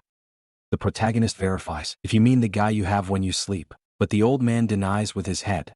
is talking about a goal in life, something you want for the future. Ray says he does have something he deeply desires. There is a person who must kill, another one to save, and he still has that idea of resurrection. In your head, give up now. Kilo, to paint the old man, says he has listened to many people talk about the former, but that it is the first time I hear the second thing, then makes an irresistible offer. Asks if Ray wants to learn from him. Ray can't understand why a four-circle magician. I would like to teach a street orphan. Cannot see man's purpose. I might want something from him. But before Ray could even express his thoughts, the old man says he wants nothing, so the guy just says, "It is okay, so that is it, we are fine." Before that, the old man smiles and tells to enter. As he had been hanging around, she tries to act clumsy, saying that he was definitely not there, is spying or nothing at all. The old man insists that he comes in and sits down, saying he knows exactly who he is, then asks why she brought them together with her and Jolfin. She replies that it is to transmit his knowledge as a legacy. The old man nods and says that is exactly the most important part. What you should take into account is the... Ray immediately sharpens his attention, and the old man says he has heard that Ray has been looking for it. The prism is a story transmitted during hundreds of generations. Thousands have searched for it. There are hundreds of theories in this regard, but all of them converge in a single response. Whoever finds the will become something close to a god.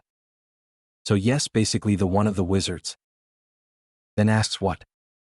Not even a god. He explains that he is such a powerful being who can impose whatever he wants in this world, and now Ray finally understands why the man with the monocle was also him. At that moment says she wants to ask something, when suddenly the window breaks, and something comes flying straight in his face. But quiet. Our boy is already there, igniting that aura. The glass fragments are suspended in the air, and wonders if this is wind magic. Ray, sin embargo, is thinking about how he had already beaten that guy, cut him off the arm and left it in so that he would not try to nothing again.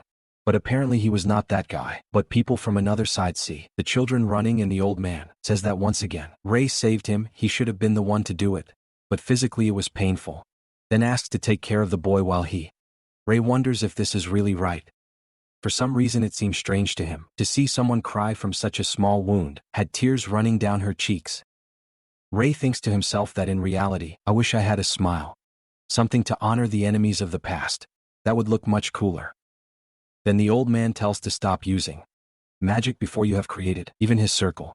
She replies that it is okay, that she will only clean the room, and Ray comments that these people have been throwing stones for quite some time now, judging by what she said. The old man replies that more than a month has passed. It looks like someone ordered it. Apparently, there is one person making offers to buy this store. Ray asks if the old man does not want to sell, and he admits that this was his original intention, but things were complicating. It was half a year ago when he opened this place. At that time his health was much better. What happened to him since then? This was the site he built with the intention of training disciples and complete their research. Smiling, gave her flowers, congratulating him on having created the store, and those children next to her looked so ordinary that it made me feel who were doomed to die soon. Just like those children on the bridge. The old man says that life here was perfect, could study and teach children about magic and about the future. The only detail was that managed the store due to the illness he already had. The problem was that if he died, things would only get worse. There was no so that I could leave the store to, along with a few children to care for. Says he will have to sell the site, but shouts that she could not sell it. That was the place where he earned his dream. He had wanted it from the beginning of his life. The elderly man thanks him for his concern, but he says that not everything in life happens the way we want it to. She insists that it does not matter, that I was not going to close the store. I did not want to see it fade away. The old man gets excited and hugs her warmly, apologizing for making life so difficult for him. A little later, that black rain is falling again, while the old man has already gone to bed. Explains that his illness is an eternal sleep, started 2 months ago. Every time he sleeps, the duration gets longer and longer, until the day comes when we'll fall into sleep and never wake up. Demons, that is scary. Had already progressed to the point that I could not stay awake more than 2 to 3 hours a day. What it meant, that his whole day had been just this interaction with Ray. She then asks the boy to come back tomorrow. Since it normally, his grandfather is awake in the morning, gives him his raincoat and tells him that he will see it then. Ray, during all this time, I had not said a word, but now he remembers the people on the bridge crying. Although he found it difficult to understand the feelings of others, he had gone through something similar. Turns to her and tells her not to worry, that everything will be fine. The girl remains speechless and he leaves while she thanks him. walking through the streets. However, he wonders where those guys must have ended up, knows that the library is on 8th Street, and that the person who controls that territory is a gang leader named Jeffers. The place is empty, so maybe they... Again, because of the black rain, Ray had planned to take care of this guy soon, but now you will have to adjust your plan. Run. Thinking that perhaps it is best to talk to Philip to organize a meeting with Jeffers. But suddenly, right at the entrance, comes face to face with 4 hooded figures. That was Kendrick's band. So what the hell were they doing there? The one on the right costs how long he cost, continue with that, and the one on the left said that the boss used to continue like this until the morning. At that moment, the protagonist saw Kendrick inside, furious and damn was hitting Philip, who was lying on the floor, while Kendrick, I was yelling at him to stop being a fucking, saying that just seeing him infuriated him. Then suddenly there was a loud noise. Kendrick turned toward the door and there was Ray, kicking it to open it, and breaking up after having knocked everyone out. Kendrick demanded to know what the boy was doing there, and also, if he had also come to negotiate with Philip, but Philip was not fit. Ray immediately noticed that he had already lost consciousness. Ray was under no obligation to remain loyal, him as if he were a business partner. But Philip had helped him in countless ways. And now I felt I had to protect him, because Ray always pays his debts. Kendrick, upset, said the boy was impatient. His duel was supposed to be tomorrow, but if he wanted to, could be solved at that very instant. Ray noticed how much Kendrick had changed. In just a few days, his heart of mana had not only grown, also its color was more defined than before. Things would get complicated if this guy kept getting stronger. Ray told him he was not there to fight. I had only heard a noise and he came in, but I wanted to know why Kendrick had done that to Philip. Kendrick was surprised to realize that Ray should also have been negotiating with the boy. He had probably received some murky offer, because that was all Philip was capable of doing, depend on stronger people just to survive. Then Kendrick dived in to punch Philip again, saying I was sick of looking at him.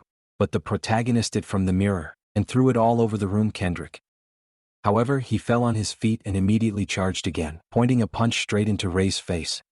Ray took a step forward with calm, and blocked it without any problem. Kendrick yelled at him to stand back, that it had nothing to do with him. Ray told him that he would first have to explain why Kendrick was doing that. Ripped off his arm and said he simply could not stand it, seeing filthy, weak people like Philip. The protagonist asked if I was really hitting him just because he was weak. Kendrick, I thought I hated it, that just seeing him made him want to vomit. Ray said that was not reason enough. Hendrick hit the wall and ordered Ray to turn away, or else would end up the same as Philip. Swore that he would show Ray what happened to anyone who invaded its king territory. Thought the best way out of this situation was to use that gem. But now that I knew about the toxicity of the manhua, could not abuse her. Otherwise he himself could lose control. So instead he told Kendrick that if I really wanted to set an example with someone, there was a better way. Kendrick said he was not there for games, but Ray explained that if he wanted to, that people learned a lesson. Had to be done in front of everyone. If it was, he would make sure that the largest possible audience was watching. Kendrick, with its galactic coefficient of 17, really stopped to think about it and admitted that it would work better. Accepted that it was not a bad idea. Then right there he told Ray to execute Philip during his duel, in front of the strongest people in Sector 49. Kendrick agreed. But then also, what would happen if that bastard escaped? Ray told him not to worry, that he would be responsible for Philip. Kendrick accepted that, warning Ray not to break his word. As Kendrick came out, he added one last threat: if Philip would flee before the duel, would go back there and kill everyone. As soon as the door closed, Ray ran to help Philip, asking him if he was okay, if he could speak, but the boy could not even open his eyes. His body was completely in another part of the city. Someone knocked on a door. A boy went to open it, wondering who would appear so late at night. Was startled when he saw that it was Ray, carrying Philip on his back, beaten and smashed, asking for help. Outside, the rain kept falling, and a little later, someone called Ray, saying that Philip had woken up. The protagonist noticed that it looked better than expected, and Philip, grateful, said he had heard from everyone that it was Ray who took him there. Ray simply asked if he was alive. Was enough. But then he wanted to know why Kendrick had attacked him so brutally. Philip explained that it had been an unexpected situation, had been researching the stores where eventually would send the boys to work after they.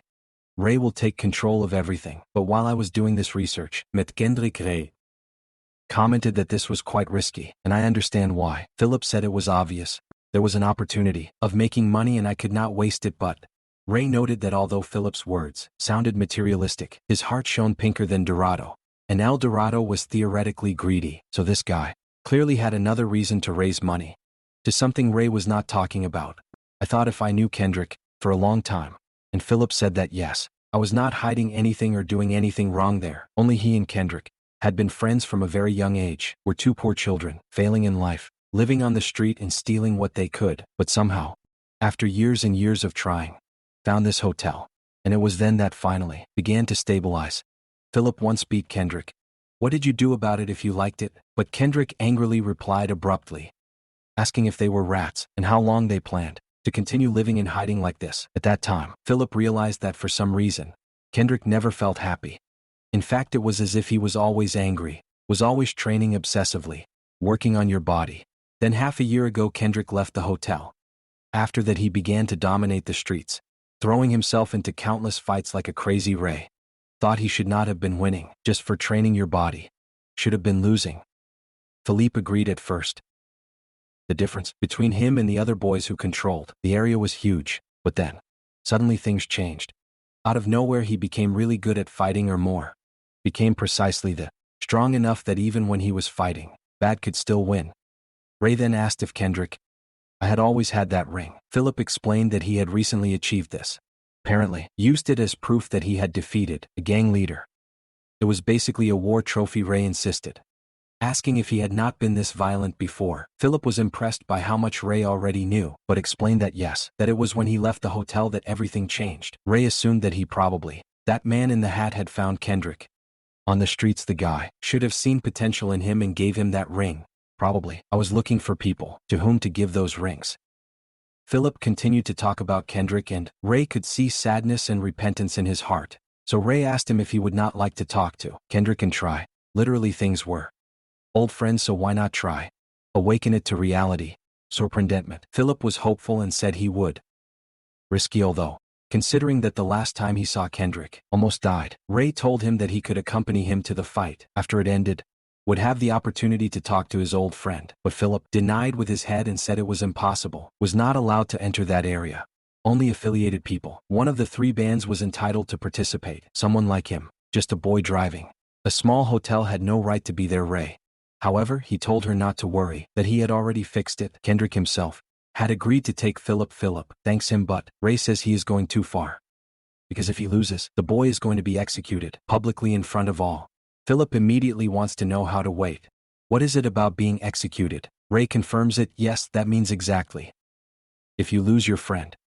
Philip asks if he is, but Ray says no. Philip almost collapsed, was about to be executed, but the protagonist insists that there was no way he would die, because there was no chance of him losing against Kendrick. For him this was the perfect opportunity. Would not only take control of a territory, but would also have Philip in debt to him. Philip lively agrees to continue with it. The protagonist tells him that it is a good decision, but then he adds that there is also something else, a certain second condition. Next chapter. Philip screams in disbelief, demanding to know whether Ray is serious, saying no, he must be joking. But Ray challenges him, asking where that of his was left to profit.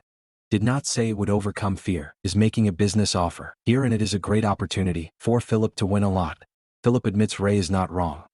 In those fights between the spectators would be the leaders of the other bands, Jeffers and Lloydson. That meant that all the money in the sector would be concentrated in one place. The problem was that even if Ray's plan worked, I was not sure they would come out alive. Ray reassures him, saying they only needed to defeat Kendrick. Who else could be there no matter? Philip observes it, then goes to a drawer, takes something out and hands it to him. The protagonist asks what it is and Philip smiles, saying it would be an honor to take on this task, but first of all, should draft a small contract. 2 days later in the Sector 49 within Kendrick territory. It was the day of the fight between the protagonist and Kendrick. Had even stacked barrels around the flames. Out of nowhere appeared a giant spider, because of course in this story, everything is managed by children. The two got face to face while the announcer presented Ray as the hunter of the 50s. Apparently there to challenge the leader. The teacher, however, shouted that it was impossible to. Kendrick would definitely win the bets. Began to be placed, and naturally almost all of them were putting their money in Kendrick, which was a problem for their pets. Because with these ties the pay would be minimal. Someone in the audience said, just a fool, I would bet on the boy who was out there.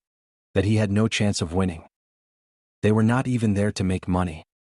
had come to see the boy in front of him being defeated. In the arena, Ray observed the red aura of violence and the golden aura of greed spinning around it. Kendrick wanted to know why he was alone, where the person of the promise was, had ignored the Ray warnings, told him to relax and that the boy would be on time. And just at that moment, doors opened, with someone carrying Philip in a chair. The teacher was surprised to see him there, wondering if he was going to interfere. Kendrick, however, ordered them all to, and announced that he had invited Philip. After all, once it was over, his fight with Ray, Philip would be the next source of inspiration. The boy just smiled and exchanged a look with Ray, both clearly sharing a plan. When Kendrick stated that it was time to start the fight, Philip interrupted, saying to wait. He was there to make a bet, and would put 2 million in King's favor. That is what Ray had asked him to do before, bet all the money he had on him, because Ray already knew that everyone else would bet on Kendrick. Philip hesitated, realizing that if he was betting so much, people would become greedy and would point him out for his money. But they would still accept the bet. The snow roared, shouting that now that he had said it, had to put it. And of course, everyone wanted to pour their money into Kendrick to keep the enormous reward. Philip covered his face with his hand, asking Ray if that was his idea. Ray responded that he was not exactly wrong. The assistant then says that it is fine with him, that if the boy wants to move money, so be it. Orders the bell to ring, and as soon as the signal is given, Kendrick charges directly against Ray. Ray dodges the first punch but notices that Kendrick was faster than before, still manages to catch his arm in full movement. Realizing that it was still much slower compared to Humphrey, Ray decides break his arm on the first play and goes with a sharp elbow. But Kendrick seems to present something, manages to break free and retreats. At that time admits that Ray, better fight than I expected, was actually a fun opponent. Since it was so, could fight with the intention of killing each other once again. Kendrick lunges at him, pointing to a brutal kick to the head while Ray shortens the gap. Ray crouches under the kick, tries to strike a blow, but Kendrick also dodges it. The snow on the sand is impressed. Both were much better than Philip expected. Looking, he realizes that both of them continued to advance because the flames surrounded the sand, and the first one to fall back would burn. Kendrick screams that Ray must die and throws another kick, fierce, but once again Ray slides underneath. I knew that spending energy exchanging blows was magic, so for now his goal was to take down Kendrick. Managed to approach, hold it by the waist, but the boy will stand. Grunting that Ray was not going to do what he wanted to do. Then Kendrick tried to hold it, but Ray turned it over and threw it straight into the flames. The public was confused, wondering if Kendrick had broken his bones. How it was possible that such a boy were so strong. All began to whisper that Kendrick, he did not get up, he was going to lose at that rate. Then Kendrick hit the ground with his fist and cursed them all. His mana burst and his heart turned even redder. Shouted that there was no way he could lose against competitors such as Ray and launched another attack, threw a blow that sounded like a whip against the side of Ray's head. The protagonist realized that every single Kendrick hit, I need an insane power, and if that continued, would not end well for either of us.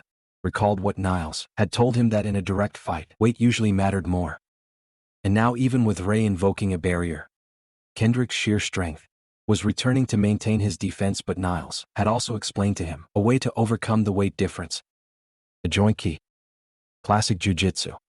Re-forward and turned in a fast, breakdance-like motion about Kendrick, caught on his back and closed a strangulation around his neck as he wrapped him leg strongly. Kendrick cursed him like a bastard while Ray told him to simply accept defeat. But Kendrick just became more frenetic when his ring shone an even deeper red.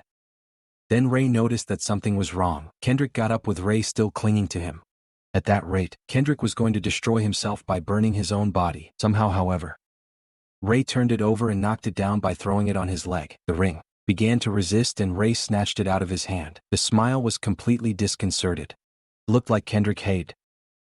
There was no way their leader would have fallen like this, and what was going to happen with all the money Ray had bet on? I was sure that Kendrick would not move for weeks. Damn, what a pain in the ass to break his leg. At that moment Philip ran to him, calling King that I was already collecting the money of Kendrick Ray's bets. Said he would keep it so that no one would try to. Nothing stupid. Philip then realized that Ray had been after the money from the beginning, but suddenly, Kendrick staggered standing behind them. Grunting that it had not ended, he would not lose his money and was not weak, but clearly had received a severe blow to the head. All the darkness turned against him, throwing garbage at him, screaming that it was disgusting and that they had lost their money because he fought like a princess. Damn it. The smile also destroys the boy, and now of course, The boy who was, and G is losing his mind when he sees that, shouting that they should not look at him like that. Without the burning ring, he already grabs a bucket and throws it against everyone and shouts at them to go to hell. People run, screaming that the place is about to burn, while he laughs like a psychopath, saying that only ashes will remain. The scene looked like it was drawn with monogoats, shadows fleeing while Kendrick stayed in the middle, laughing like crazy, until it suddenly collapses, on the ground like an idiot. At that time, the protagonist realizes that one of Kendrick's mana has collapsed, will not be able to move anymore. The problem is that if Ray tries to save him, they could both die. Is about to leave when he sees Philip approaching to help the idiot. Of course your friend, damn it. Philip, just throw it into the flames and let it burn. But not there is Philip, with its 31 kilos, trying to save the guy who ruined everything for everyone. Then the protagonist asks him if he plans put him back in the wheelchair. Philip replies that he thought Ray was already leaving. Then what was he still doing there? Ray asks himself the same question, although he is more interested because Philip, that almost ended up in Kendrick's hands. Now I was trying to help him, yet Philip, staggering, he begs Ray to help him, and Ray, sighing, decides it is okay to take this idiot out. This is where it gets. Philip tells Ray to take Kendrick. Instead, the protagonist asks, and you? Philippe dice que Ray can keep his share of the profits, since he knows that carrying two people would be too much, that he is fine staying behind, which obviously sounds like I am ready to die there, just because Ray can't carry both. What boy, you are standing on your own feet. You just helped lift someone else up. Put one foot in front of the other and walk out of here. Author, come on, I know I am not a great writer, but at least you could, to have broken Philip's leg, if you wanted drama to make sense. He is standing there saying this does not add up. At last, relief finished. The protagonist remembers what Niles once told him. No, boy, you have to see a better life. You have to help people. So ask the idiot, are you going to stay there or are you going to come out as a moron? Not worth it. Risk your life to save Kendrick. You are good with calculations, are not you? Then let us go. But Philip admits that he did not calculate things correctly, acted on impulse. He just wanted to save Kendrick. Boy, all he could do was lift it off the ground. That is your big saver. Ray interprets this as the same kind of situation through which he passed with the children of the orphanage who were away by the golem. But literally the numbers do not compare. At that time, were children smiling, handing out donuts, and Niles laughing with them. Those poor children ended up lying down, yet King thinks that perhaps if I would have tried harder and given more to those people, could have saved them all. Then he realizes it, no matter how hard he tries, would not have been enough, which is logically true. Back in the Philip arena, asks if the protagonist will help him as well. Ray says that of course they should also stay in that section because it seemed that the fire was not lying there. Suddenly Ray rips off his shirt and says the biggest problem is now is to inhale too much smoke, begins to use a spell, probably to purify the air. Philip, confused, observes this, but Ray only tells him to cover his mouth with his shirt. Philip obeys, realizing that this is the reason why Ray seems so with magic. If it could create water, maybe they could really escape the flames, but Ray warns him that there is a limit for the amount of magic you can use. Now Ray wants Philip to respond what he thinks he is really a friend, of course. The boy wants to know why that matters at a time like this. Ray explains that a friend is a friend. Everyone knows what a friend is, damn it. Philip responded by saying that if he already knows, then let him define it himself. Ray responds that a friend is someone to whom you have known for some time. Philip's expression changes, and at that moment he understands why Ray always seems so strange to him. Does not reply that Ray is not completely wrong, but something is missing. A true friend is someone who would help you without expecting anything in return, and you would do the same for him. That is what it really means to be a friend. Although it costs, a friend is what he calls you. She right after rejecting you. Ray then asks if Philip does not regret that at least 3 people died here now. Philip says he understands, but that it is okay. He put himself in that position because I wanted to protect someone. Ray reflects about that when suddenly one of the huge steel beams falls on all 3. For some reason at that moment he stares at her, thinking that this time I was really going to die. That night the only thought in his mind was to kill that golem. But not even I knew why, since I could not return anyone once he was already dead. Wonders what the point of it all was. And finally realizes the truth was that what I wanted was to continue living life with them. Lifts what appears to be a wind barrier, and stones and falling beams are thrown to the sides. Ray realizes that what he wanted at the time was the force to protect them. Philip is puzzled by wondering how. Simply by raising your arms, suddenly nothing hit them. Asks if that was magic, but not even Ray knows it. just tells Philip to stand still and then uses magic of tears in Philip's legs, does the same on Kendrick's hand, while Philip thanks him. The protagonist, however, he only does this because he knows he will need both to solve some problems later on. Also wants to test the limits of white mana. Philip then asks what they are supposed to do now. The fire will not stop. Ray says they are going out, but Philip calls it crazy. Had another spell up his sleeve. Ray replies that no, all they have to do is wait until the fire has nothing else to burn, which basically means that no, we'll go out, just stay there. Outside, the non-playable characters are disconcerted. His whole base was burning in front of everyone. The donut dining room of the group says it is Kendrick's fault for being a hero and setting everyone on fire. It seems that this was the mana of another band. Says goodbye with his hand, saying they can take care of this disaster themselves. The boy keeps cursing and lots, and all of them abandon the group. Mientras tanto, some children also cry, probably the one who had brought Philip, since it left him behind. But suddenly he stops crying. Through the smoke something begins to emerge.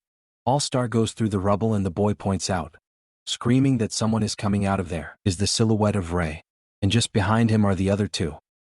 Obviously they all survived out of nowhere. Ray Yalama to fight by saying that anyone who does not accept the result of the duel can cross it with him. The band members, however, they all fall to their knees looking confused, and apparently everyone now sees him as their leader. Personally, I would prefer the multiverse where Kendrick had died, but it is okay. Back at Philip's hotel, the children watch, wondering who this group that has just entered is. Are the two idiots, along with our boy who tells everyone that he only wait there until you receive your next orders.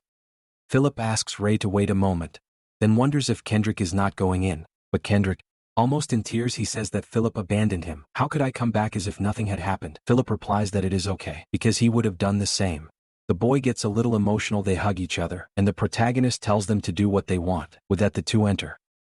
I'm trying. Accelerate this so that we can leave it behind, this part, and go back to something important. Lead Kendrick to the infirmary, but there is no one there. Ray called him, throws him on the bed and tells him to get out of here, then start counting the pile of money they got from this war. Ray tells Philip that he wants to paint the base that burned. Philippe dice que it will be expensive, but Ray replies that they only use the money they had taken.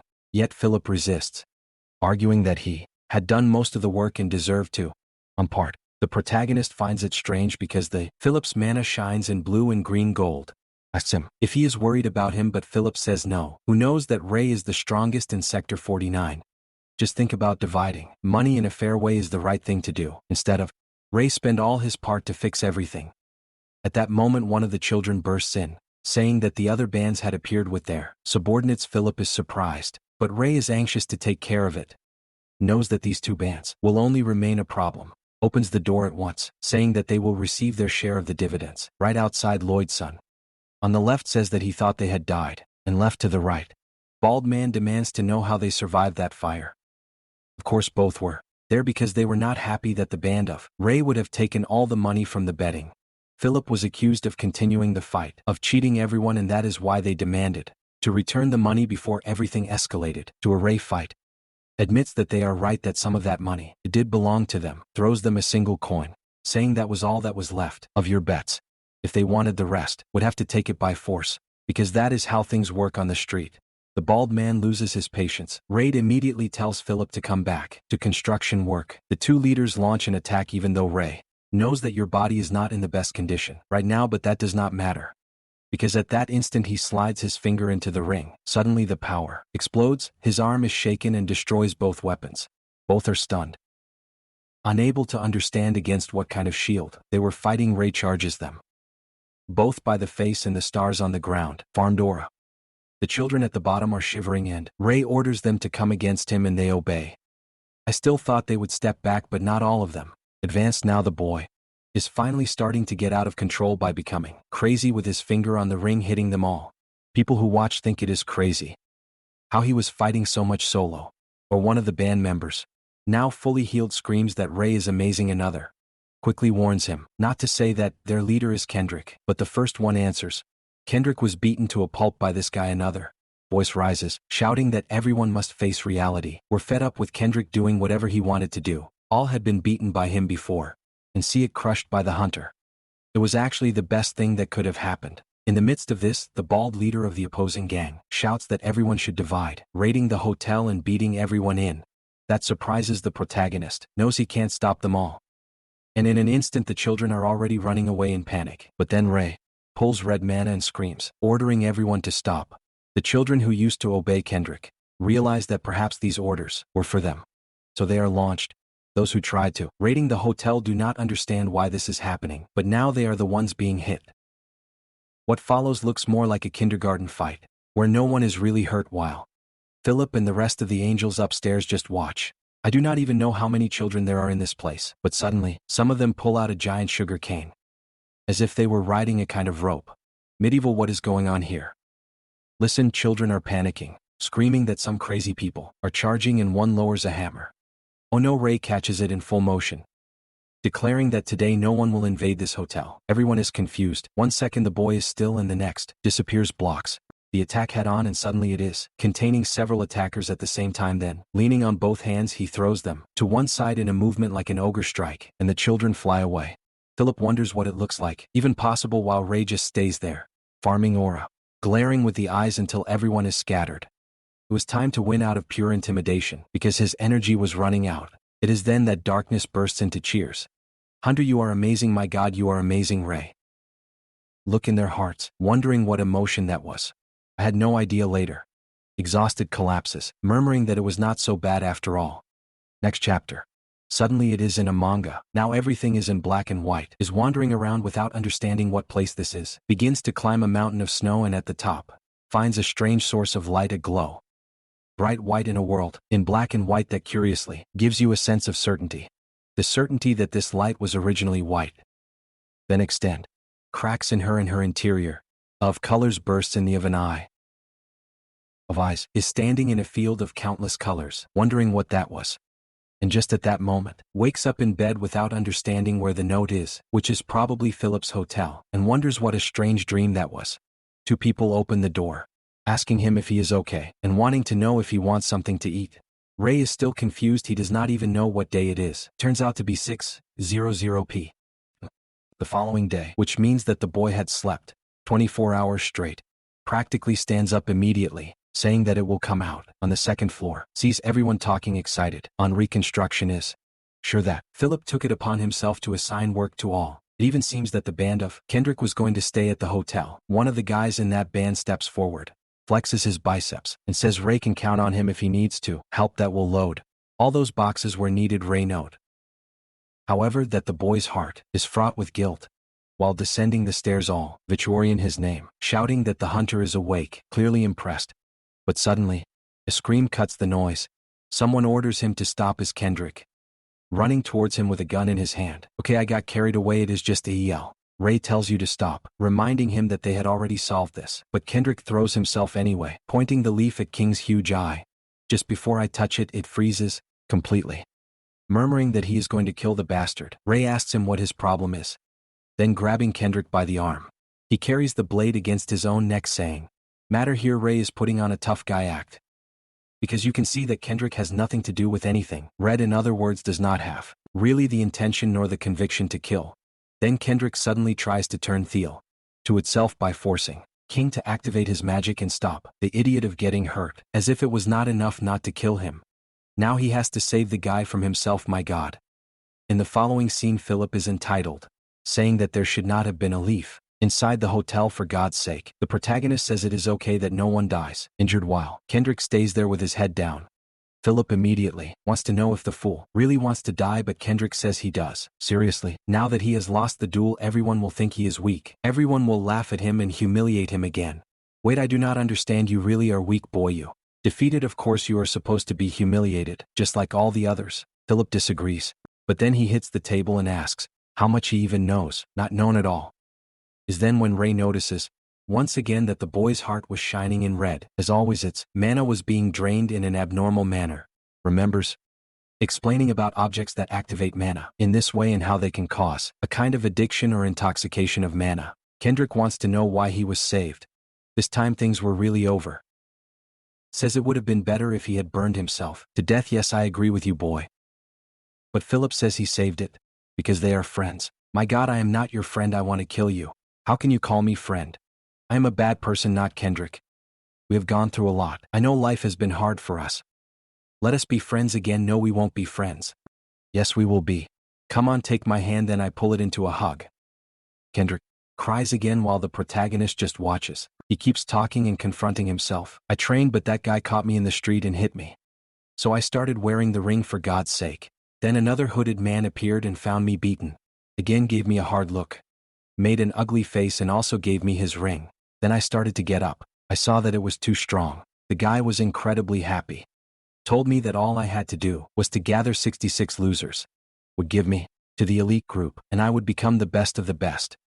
The protagonist puts his hand in his pocket, takes something out and says, "This ring here is what you want, idiot." He answers, "Damn, that is." And the protagonist shows how absent-minded he is. In fact, he had been forced to use mana, something that exists in this world, but since he is not the protagonist, has no idea how to really use it. Damn, I am worthless. That is what he still thinks with his hand on his face, crying while the protagonist tells him to calm down. Shows him the ring he liked, slipping on the finger, and tells him that if he follows the plan he has, will earn much more. The fool thanks him and leaves the room while Philip wants to know why he is even helping that idiot. The protagonist says he wants to fix everything here in 49 before moving on to the following locations. Philip thanks him once again for taking care of his friend and says he really learned a lot from the Ray boy. Says that deleting people with strength is never a bad idea, and I agree.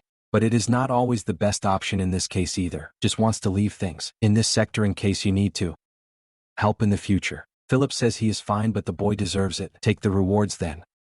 Tells everyone at the hotel that from now on, this would be his hiding place and that Kendrick, the idiot, would be his lieutenant. Everyone knows he was defeated so many times and that it had now been domesticated, and the protagonist, as if to forgive to all was not enough, also decides to return all the money to everyone now. Everyone wonders whether it is actually a hunter or a monster. Well, whatever. I do not care that the protagonist has returned the money. He is here to learn magic. I just want him to leave this place with these children that no one cares about. Approaches the fat and the flame to the two idiots and warns them that they better be careful with the store. Immediately crack first whiplash in the mouth. The guy intends to offer money or something but gets another hit when the guy sees the boy get beaten up just for taking the gag off. Hey, the kid is already completely is then when it reveals who had received an order, because apparently someone wanted to buy that area. Asks who it was, and the says he was a guy on 3rd Street who runs a store called Fred. The protagonist says he is fine, then prints him head against the wall 3 or 4 times more, softening his nose. Well, are standing there a little confused. Man, the boy showed no mercy. I wanted him to take out a blade of wind and cut them off. The smile to both of them really wanted it. Warns them, the two of them, that if they try anything else they will be hunted in this sector until it disappears. Shoulders tremble completely, and with that they are by the other idiots. But it is already night time for the banquet. Everyone goes to eat. The protagonist is outside, all sad and quiet, remembering what he said. Philippe que era un amigo. Thinking about all this from someone for whom you would do anything without needing anything in return. Children under the bridge are the only ones that have really mattered to him. Perhaps thousands could also have been a friend, but he does not know how to. If you can call someone a friend 20 years older than you, wonder if you will ever be able to find someone like that again. After all, is completely different, since most of the people around him or her fears or wants to hit him. That is when Philip enters, saying he brought some tea, sweet for our boy, since he likes sweet things. Ray. It is supposed to be because he ate a lot of chocolates, and when you try it, it really is warm and good. At that moment he forgot the loneliness in his heart, finally says goodbye to that bastard, Philip, and heads to the bookstore to learn magic with the old man, which is much cooler. Greets him with a good morning and says he was playing that had not appeared for several days. She and her grandmother had been waiting for him long time. His expression changes the second he sees our guy all beaten up. Wants to know if he has been fighting, but he says it is nothing serious. Yet she starts to cry, saying that there is no way that it is okay to be so bad. Trecho Ray can only think that his circle of mana was beautiful, like a little gentle sun, and note, I could not see that feeling before, perhaps so clearly. Is even improving its ability to see mana. Veronica is forming a small sphere of mana to heal it, but he snatches it from her and tells her she is fine, cured himself, and does not need to poison himself with mana. By him she is a little surprised that he knew it, but he says it is okay. Who just wants to go talk to his grandmother while climbs the stairs. Suddenly turns and asks, out of nowhere, if she considers him a friend. The poor girl is a little confused. My friend of nothingness, what you are talking about? Ray realizes that perhaps everyone has its own criteria on what counts as a friend. She concentrates, thinking she is a savior who has already helped her twice. In addition to that, he does feel a certain although they have not known each other for a long time. The protagonist is standing there, waiting for your response, and then she smiles and says yes, that he was a friend. But he says nothing. He just goes up saying he is going to see his grandmother, she calls it, telling him to wait, and he asks what for. She obviously asks if he also considers her a friend. Of course he answers with a no.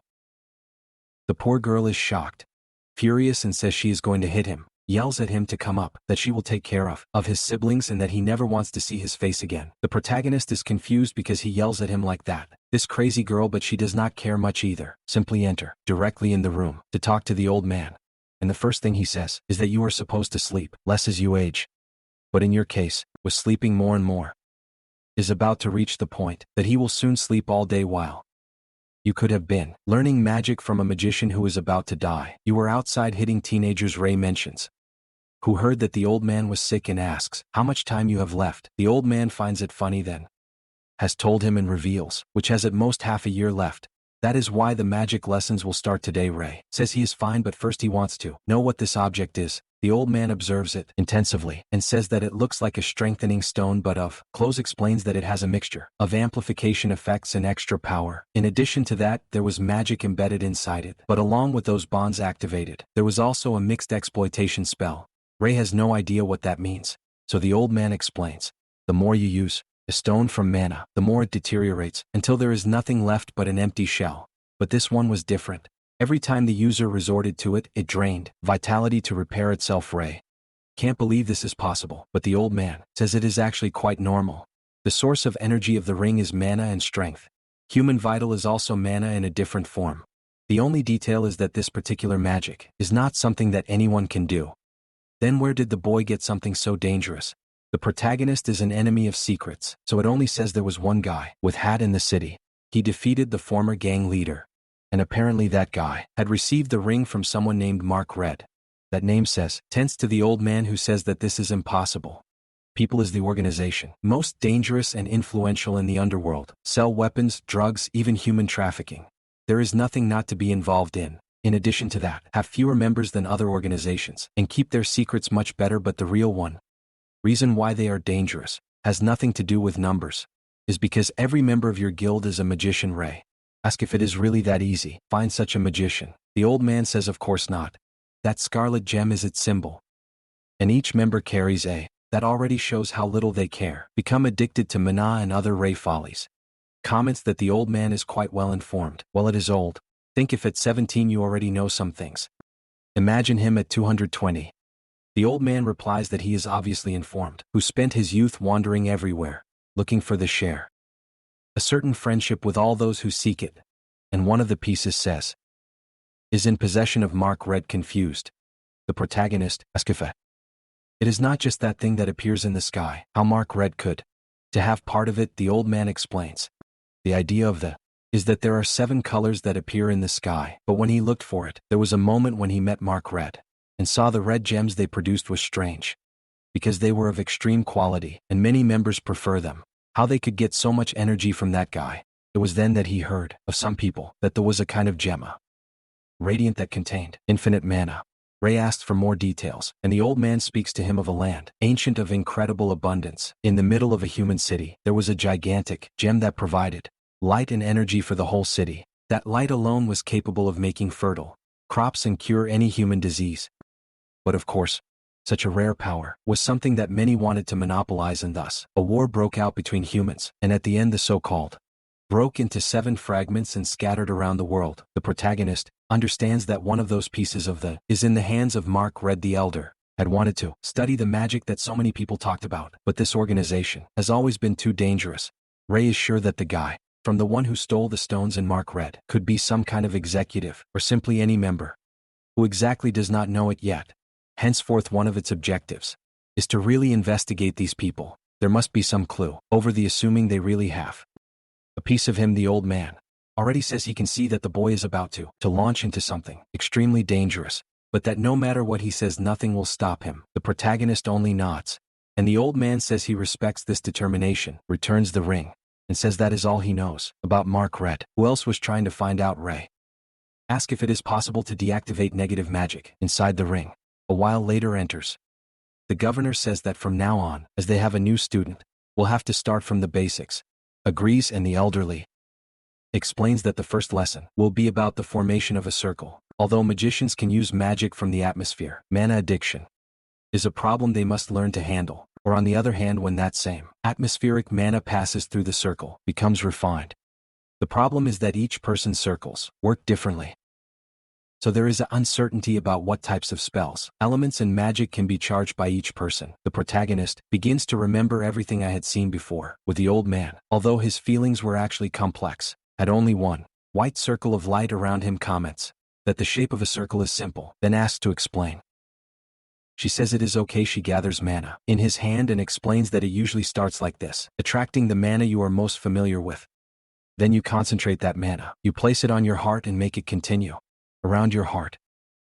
You have to keep that movement as quickly as possible, without stopping, until eventually, suddenly the mana stabilizes on its own. But in its case it breaks down, explains that he failed because he lost control before it could continue to rotate automatically around your heart. I'm already excited because the protagonist creates several circles and have them spinning like crazy around his heart. The old man tells not to be sad, which has been improving a lot. She is all shy and blushing, saying that he wanted to succeed so that Ray will see how incredible it is, but now she is embarrassed.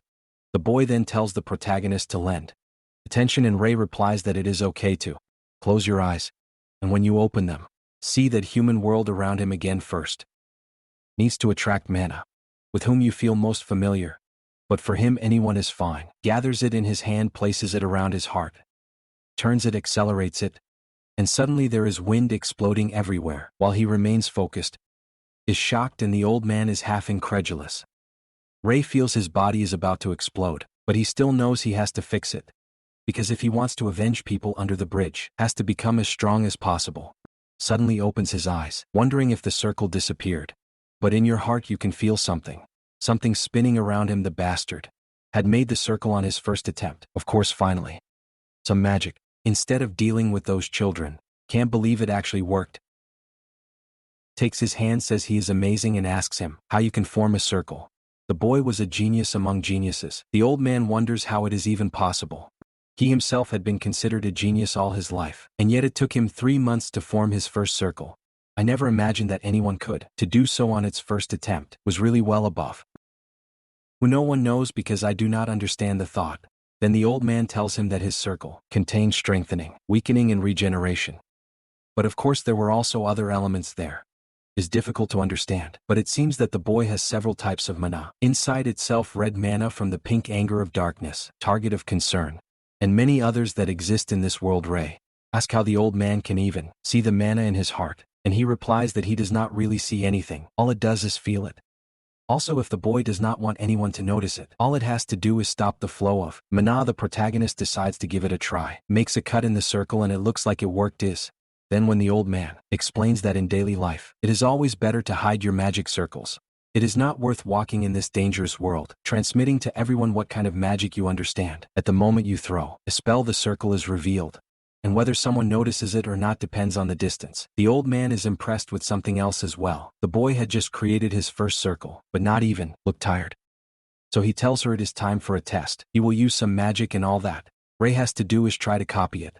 Closes his hands, and when he opens them, there is a structure, complex there, that seems to be made of sand. Thinks her grandmother has lost her mind. To do something like this, had to use 7 different types of magic, without mentioning all formulas and calculations involved.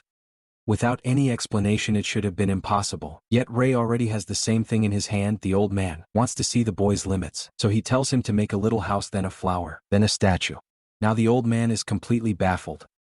I knew the boy was promising, but this was far above what even a genie should be able to do.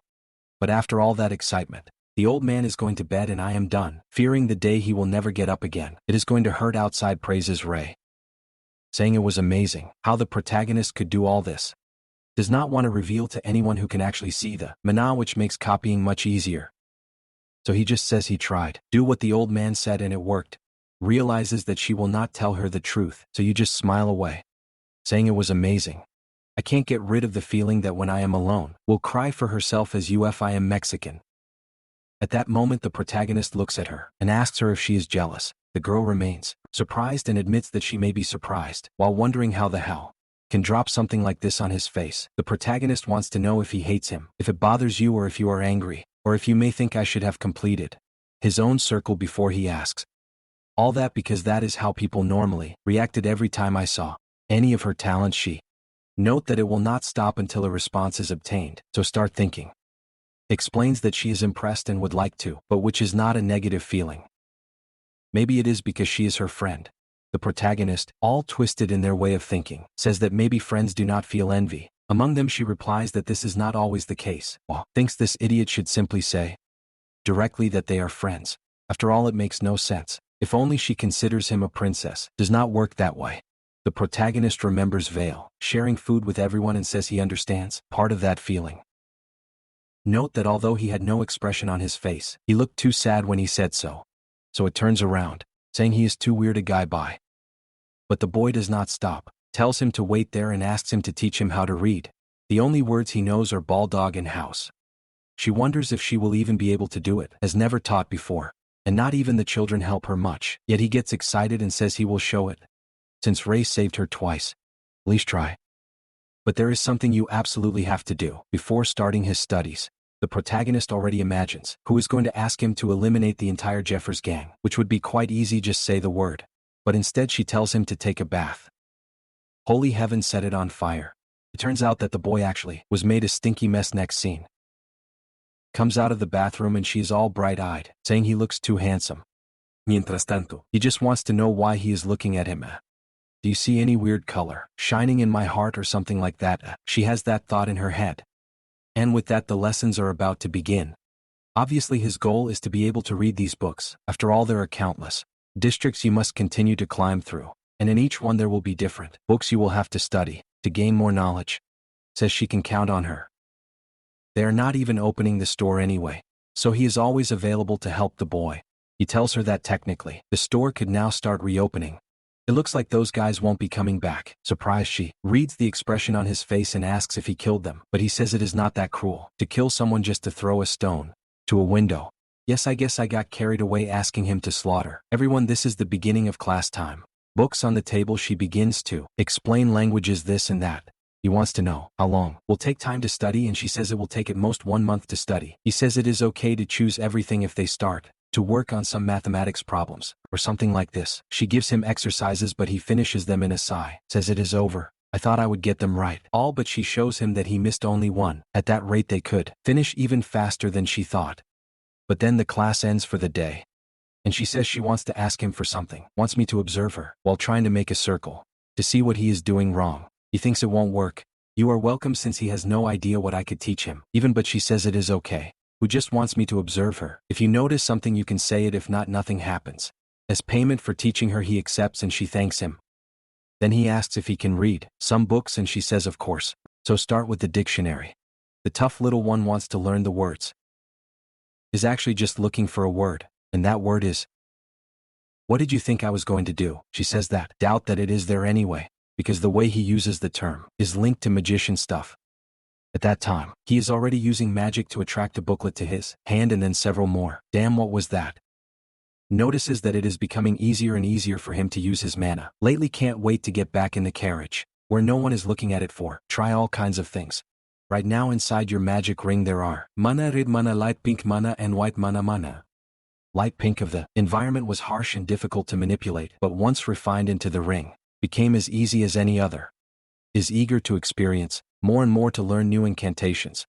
What he does not realize is that the difficulty he feels with the pink mana, of course it is because it represents darkness, something to which after that tragedy, I need a kind of aversion. Some time later, said, finds nothing on the, but suddenly, reads something that looks important and runs away, saying that he has something to do and that he will be back. At that moment it is already leaving, saying now he knows what that guy in the hat was looking for, as any magician proper. Said what the man wanted was an offering. Rituals where animals or people were sacrificed. And now it is clear why I wanted 66 children. Everything was somehow linked to that strengthening ring. And it is most likely that the magic of the ring was forcing Kendrick to strive harder and harder to reach that number. That guy was just waiting, Kendrick, to give him the good news of the success. Suddenly the protagonist is sitting in front of a banquet, went to a restaurant, and now that he is famous in town, children are bringing you everything. Ah, this is the same store the guy in the hat always goes to. One of the children says he saw the man pass by, smiling, saying something about how the time had almost come. Ray decides he will have to take care of this, so he leaves with courage. Again to the base of man. Down there were tracks connected to Mark Red, and could not waste the opportunity to investigate, not sure which will be the best option, when suddenly, a couple of guys appear on the left, are hiding under the curtains, talking about how someone was beaten. When Ray puts his hand on one of his shoulders, the guy turns ready to elbow until he sees who is the protagonist and freezes from the surprise. Immediately, become friendly by asking him how he is doing, what the problem is and how they can help. It seems that what he wants is to be notified when the guy in the hat comes home so he can sneak away in time and not get trapped below. They want to know what is in it for them. The protagonist says they can have a banquet in the store and instantly the fools accept. Lower the stairs goes to the lock. Try the same magic as before, but this time it does not work. The padlock has been reinforced in some way. Knows that if you break it, the man will know that someone was there. At that moment the boy appears, saying that the man has arrived, and the protagonist has to go out. Nothing. Honey is standing right in front of the house of the man with the arms. The man approaches, watches him, but Ray does not even look back at him. The man passes by and Ray is relieved of not having been recognized and having obtained useful information. The following night is with Kendrick nervously, asking if you are sure of this. The protagonist tells him not to worry, to only do what he told him. And just at that moment it appears, the man in the hat staring at the two of them. Bend down, and Kendrick says it has happened a long time since he last saw the boss. Man tells Kendrick to get up the head and to leave the formalities. You want to know about that number of people, but first you want to know who that Kendrick guy is. Says he is who recently won the title of sub-leader. Thought it would be good to introduce him, so he brought it in. The man tells the boy to get up his head and asks his name. Creative as always, the protagonist says his name is Niles. The man observes it, then he says it is okay that he just has to work hard on the protagonist took place, that apparently the bastard did not recognize him from before. The man in the hat asks, how many people have Kendrick? Says he has been working hard and managed to gather 63. The man says he does not want weaklings, and Kendrick promises he is only choosing the strong. Suddenly the guy bursts into laughter like a maniac, saying that Kendrick is really doing an incredible job. Once they reach 66, all they have to do is carry everyone to the organization. Kendrick, all excited, says he can't believe it will be part of such an incredible group. The man of the hat tells him that he is a lucky boy, but it turns out that your organization needs a new training unit, and your group will be perfect. Kendrick thanks him, saying that it really is a blessing. Meet the master. But deep down, you know this bastard is lying to you, shamelessly in the face. Obviously a guy with such clothes, ragged and mediocre plans, is not a senior executive. Even Kendrick is beginning to realize how stupid that it was by believing him, just because he gave her a ring. The protagonist, however, he says he wants to ask a question. Has heard that the group operates in different regions, so I wanted to know to which sector in barracks belongs to this type. The man in the hat says he does not know where he got that from. Mark Red has basically no divisions. Is an organization with countless working members, individually everywhere. Ray notes that the information is true, for the man's mana circle remained the same. And then the man in the hat says that his barracks overall is really down at 43. That all its operations allegedly plan there. Yes, of course you are trying to lie. But our boy catches it immediately because the mana hesitant Ray just says it is okay and then asks what the boss looks like. The man in the hat freezes, starts thinking about the boss and shakes completely. Just murmur that the boss is someone amazing. Someone like him in the organization. I would never even have the courage to look at your address. How terrifying and impressive Ray is.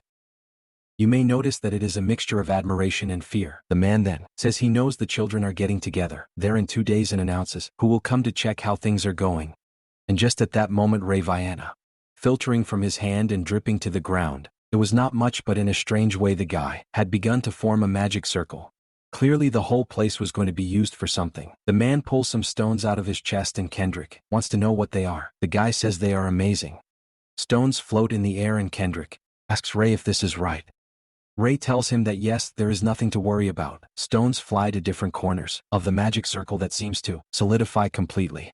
The man tells them not to have fear, it is just a ring with the same mana, that Kendrick's ring, then orders them to monitor the location and make sure that no one causes any problems. Also warns Kendrick to protect the ring he received as if it were his own life, and that I never found it, under no circumstances. Kendrick, wearing the ring, nods and says it is okay, that he will take it into account. Walter then leaves saying he will be back in 3 days.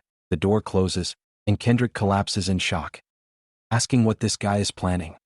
Ray replies that this is exactly what they need. Find out, but for now Kendrick should return to the hotel, because there is something Ray has to handle here. From above, Ray observes the magic circles, trying to decipher what they are. Decides make a sketch of everything because he knows to someone who might have an idea. The next day, of course, shows the circle to the old man, who immediately asks if what was drawn had any connection with Mark Red. Ray executive note that the old man caught it instantly and admits that yes. The old man warns you to be careful because he has become involved in something really dangerous. What Ray had seen was a magic circle, something that amplifies the power of a spell. Is a technique difficult that only a handful of people can use, and the one Ray drew was a perfect magic circle. What is surprising, the old man, is that the boy sketched him perfectly, without any training at all. This is because the magic circles condense an absurd amount of mana in tiny space. That is why trying to capture each registration through the perception of the mana is extremely difficult. But for our protagonist it was not. Simply drew it. As you can see, mana inside. For the old man this should have been impossible. Is like being able to understand the arrangement of lines. Ultrafine. The only way someone could replicate something like this, without prior knowledge, would be if he could see it with his own eyes. So yes, the smart guy. Everything is understanding, and the protagonist wants to know what the circle is for. The old man says that just like with the ring, is an exploitation magic, yet think for itself that this whole thing of seeing the mana with his eyes makes no sense, that it needs to return to reality. The protagonist then asks if the circle is going to be used to strengthen magic and expand its area of effect, and the old man says yes, that it is most likely that when that magic is activated, something happens to everyone involved, or rather that all living beings would die, and its strength, life would be absorbed and converted into unlimited power. Immediately King makes the connection to the whole sacrifice thing. The 66 children and the magic circle. All those children were to be used so that this man would get more magic. But the old man explains that a human being cannot withstand a mana so concentrated. That is because mana created from force of living beings is extremely toxic. Basically, is one of the easiest ways to poison oneself. That is why no one bothers to refine objects or stones with it, which are usually to do instead is to create a creature, oxygen, and feed it with that kind of mana. The protagonist asks if the ring stone that could also be used for the old man responds that perhaps if that were the case, things would work differently. Poor Ray is left with even more questions than before. The old man wants to know what he plans to do.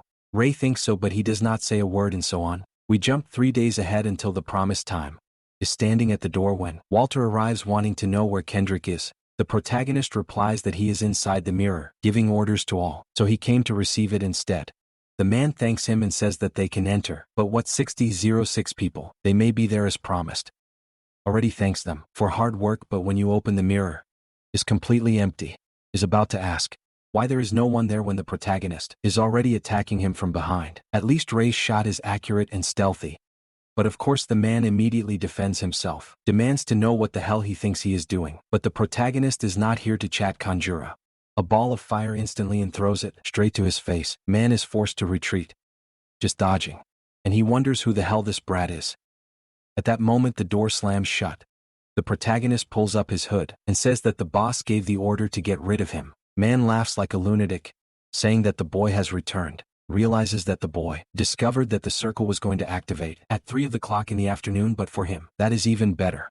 Instead of launching a lot of children useless to the ritual, will use Ray as a sacrifice, and with that he launches himself directly against the protagonist. Ray looks at it, stares into the eyes, but the scene changes to Philip, watching from a distance, and saying he can't see anything. Kendrick insists that there is no way Hunter will lose, but Philip quickly covers his mouth and tells him not to say things like that, because they are hiding all this from.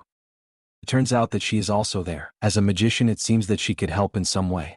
He introduces himself, asks him if he is worried about King, and she says no. He wants to know how he cannot be, and she replies that King is the most talented woman he has seen in his life. The fight is brutal. Fireballs flying straight towards Ray, but he bends down and slides to one side. The man is furious with this little rat and carries a physical blow, pointing straight to his face, back and forth, blow after blow. Insists she is sure he will win. Philip notices that even when he says that his hands are, perhaps that was proof that he actually I believed in him even though he was so sick. In the fight Ray's dagger breaks.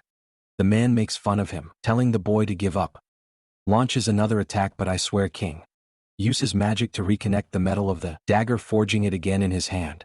That is from another level. With it even achieves deflect the man's attack and shoot down his weapon. Walter realizes that the boy used the maintenance element. But that should have been impossible while driving so many elements at the same time. Then the protagonist attacks again, pointing straight at his neck, but the man backs out just in time. The cunning fucker had been reinforced with a layer of steel as well, mocking that the brat was nothing more than a rat. Ray realizes that his dagger will not work so easily against a two-circle opponent. Walter then asks if he is just trying to buy time until the magic circle is activated. It says that Ray does not need to worry, that will not let that happen. Suddenly he begins to scream by conjuring fire snakes sliding everywhere. One jumps in to bite Ray, who dodges while Walter screams that no matter what, Ray is going to die there in that hole. But the protagonist moves left and right, lightly stepping on the railing while dodging, thinking you need to find a way out of this. Walter's movements are tied down to the need to control your spell remotely, so Ray decides that maybe the answer is to move on to the attack channel's mana under his feet and throws himself forward. Walter laughs, saying it is ridiculous if Ray believes it will fail and will end up struck by his own snake. But Ray has other plans. I already knew it would be difficult. Defeat a magician with more circles, and that is why I had talked to beforehand. The ground drawing a circle that erases the snake and ruins the spell of. Walter, the smart guy, had learned to draw circles. And now Walter is soaked, scorched and shivering. Cannot understand. A circle of a magician. Level 1 should not work like this. Ray only tells him to get ready, and with all the arrogance, launches a column of water that crashes against him. And what is this? The boy is now building an aura. The whole place is razed to the ground, leaving Walter alone, soggy and pathetic in the center. 3 minutes left before the circle is activated. Suddenly Walter stands up again, saying he has to go, he needs back to the boss. But Ray warns him to stay still, or the ring will be destroyed. Walter mocks, saying it is irrelevant, that executives obtain things much beyond of what normal members receive. Ray needs to buy more time, is already at its limit. Walter insists it is impossible, but Ray strikes back, saying that if it is placed, some combination of elements in the ring can be weakened or even destroyed. That stresses Walter, who screams that before he leaves he will rip Ray's arms off. Ray shrinks, OFS, and says it is okay to try it. After nowhere he throws the ring away. Walter runs in one direction, King throws himself in the other. When Walter retrieves it, Ray is already at the door, with 2 more stones in his hand. Goodbye. Closes the place behind him. Walter thinks he just has to escape, with 5 minutes left. But suddenly the circle is activated. Something is wrong, I should have had more time before it was fired. And it is then that we see that Ray had made a 300 IQ play. Had explained that the limit time to accelerate the activation of a circle, altering certain parts, was 5 minutes. Of course, Ray had manipulated him before, and now Walter is the one being consumed. Humiliated, reduced to nothing but clothes, and that reinforced ring and the mana fucking burning on him. Ray is still walking away with that arrogance, taking the ring with a cold look outside.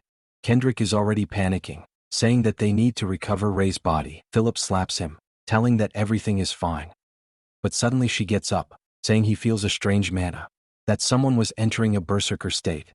Both do not understand what he is talking about. They do not know about magic, only they come run and decide to follow her. Then suddenly it stops, they are confused. Ray is walking towards them, exhaling flames, but it is not a good sign.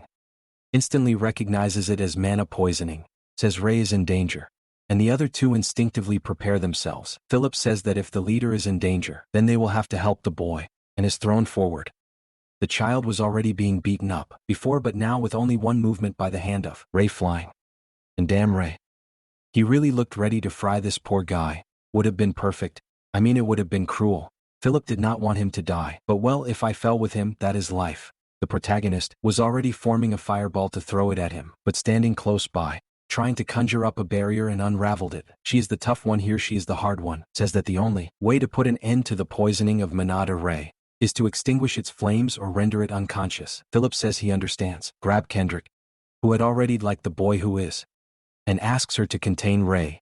For 5 minutes, the protagonist keeps throwing fireballs, but then decides to form a fireball the size of a Genkidama, throws it straight to her and everyone else, and now everyone realizes that they won't be able to survive. This also sees it, knows he will not be able to block it, but in tears he says that everything he wants is that he feels safe. Next chapter. We return right after the fight with Walter. Ray had been observing the mana inside the ring. Strangely, seemed to be playing in an extraordinary way. Wondered how so much mana could fit in that ring, when suddenly something caught their attention. In the middle of the flames he saw a child screaming, begging not to be beaten. At that time, realized that he was looking at the memories of Walter. The child was on the floor, beaten unrecognizable, and then got up consumed by rage, saying he had to take revenge on everyone. Since then, revenge has dominated him, and his mana was always fed by anger. Ray seemed to be being for those same emotions, remembering everything that had happened, while a voice screamed in his ear to kill them all. A demon on his back whispered to him that he needed massacre all those in front of him. That is when he threw that huge ball of fire against who was there with her hands together, praying and crying. But at that moment he saw a strange white sun, reached it, and suddenly it was as if I woke up from a trance. Crying was right in front of him. Then the scene jumps 3 days ahead. We are in the infirmary and she asks him to our boy, a little water. He takes it. After receiving fully, his attacks had been in bed 2 days for manhwa poisoning. That is why now he makes him go looking for books, take care of the library and run all kinds of errands, so she is busy going back and forth for her. Some time later, she asks him if he was also affected by the poisoning of mana, and he says yes. For now it will not reveal that it was for the ring and the sacrifice of that man. She warns him to stop using mana without, and that is when he finally reveals it. Said he would not, but he pulls the ring out of his chest. This brat is trying to troll us. Explains that the mana came from someone else, and she says that her grandfather had already warned her of the mana extracted from humans is extremely toxic and dangerous. He tells him not to worry, he will not use it. After all, if it were not for I would have burned. Not only to everyone else but also to himself. She says thank goodness, and Ray takes the opportunity to thank him for saving him. But since Ray never thanks anyone, she assumes that she is still under the influence of the mana. Then appears Philip saying he needs to talk to the boy. In a box in the middle of the room are all the belongings of Walter, who had ordered the collection. In an old photo of an orphanage, the man in the hat can be seen, probably Walter, along with a lot of kids and another guy in the background. The problem was that the photo was old and everyone had hair covering their faces, appearing a lot of otaku's emos. There was also a notebook of his inside had mission logs in different sectors: Sector 38, Sector 47, all marked as complete. Supposed to be orders from Mark Red, and in Sector 31 the note said he had to investigate a kind of green gem. Seems to have achieved no results. In el Sector 48, should investigate a blue gem either. Then a yellow gem, an orange, and again with no results. Now you are sure that those colored gems are fragments. And by the looks of it, not even Mark Red knows where the other clips are. Observing the protagonist, note that something important has happened. So it says that as Ray is preparing to leave the sector, I've set aside some money to give you a little help. If you ever need support, you can always come back. And when you look at the date to leave, that only tell him and he will help you get out safely. On second thought, this guy went down from 50 to 49. At this rate, for God's sake, there will be 2,000 chapters. This is the new Marshall Peak. Philip is sad, because you know that once Ray is leaving, she will never see him again. Oh no, guys. To the disgrace of many and the joy of a few rare people, our boy invites Philip to leave the sector with him. I thought he was going to take, considering that her grandmother, who takes care of her, is not going to live much longer. But Philip is shocked, asking if he is serious, and Ray says his friend does think it is crazy. Has never left 49, and cannot simply abandon everything he built there. But Ray tells him that he already knows the reason why Philip has been saving so much money is because he wants to leave this place. Apparently they had talked about it before. By the looks of it, Philip has a plan elsewhere. I do not know, since there are only images without dialogue, but it seems to be true, because at the end he says it is okay that he will go with Ray. All he asks for is a little time to prepare someone else to take over the hotel. All you need is 2 weeks. Finally, the author learned what a time skip is. So everyone says goodbye. Philip trains others. Our boy travels in the carriage, learn magic with the old man, talk with, who is impressed by how fast she learns. He tells her that she is a great princess, while she thinks, I do not even know how to teach something. And even now the children of the library still flee in terror every time they see Ray, are afraid of him while is close, but explains that as soon as she leaves, everyone gets excited, wanting to know more about the great hunter. Then comes the time to invest roles. Begins to practice her circle while Ray observes she is already much better at manipulating mana. Although he has not really taught her anything specific, the only advice he keeps giving you is faster, faster, faster. That is all you can tell him. No, she has not done enough yet. Needs to improve as quickly as possible, because soon his grandfather will die, and maybe Ray won't stay by his side forever. Continues to press to accelerate, saying he wants to live up to the task of everyone's expectations. Then suddenly, both are surprised when Ray notices that his circle of mana, that was once empty, begins to fill. Unlike him, however, she succeeds, but it remains completely exhausted, with a severe headache and body. Yet she cries with sadness, saying he only got it because he was there. Ray, however, is confused. Everything he said to her was that it was faster and nothing more. Dios mío, top 10's moments in the anime. She is excited and Ray tells him to show it to his grandmother. I have a hunch that he is never going to wake up again, and I do not know why. She climbs the stairs and tells Ray to accompany her, wants to show his grandmother that everything he achieved was thanks to him. It will be beautiful to show it together. Look at all this joy, all this brightness. She hits the door, announces that he is going to enter all radiant. When it suddenly freezes, the protagonist asks what is going on, and there it is. The window was open, and his chest was plummeting on the ground. Of course this had to happen, just when the girl was happiest. Some time later the old man wakes up, and the protagonist tells him that this time it took a while. 2.5 days in total. The elderly man smiles and says he really does not have much time left. When I saw that there was not even a chair nearby, did not have the strength to watch over him in his last moments. Always had a kind soul and a light heart. Then tells Ray that he wants to express his gratitude. Forced the boy to suddenly learn magic. And he knows that everything came to him all at once. Ray says that does not make sense, that their interests were aligned. And that is why he came here. The old man only thinks for himself. As always, what a strange child. Then says that this will be the last lesson. I do not understand. Do not say that. Asks Ray if he has any questions. Ray apparently decides to confess that he cannot feel emotions. The liar screaming, crying, flapping himself. Just acting. The old man says he already suspected it. Ray explains that in daily life, there are very few things you really feel. Does not know if perhaps there is some kind of disease. Responds that a condition related to the heart can also be called a disease.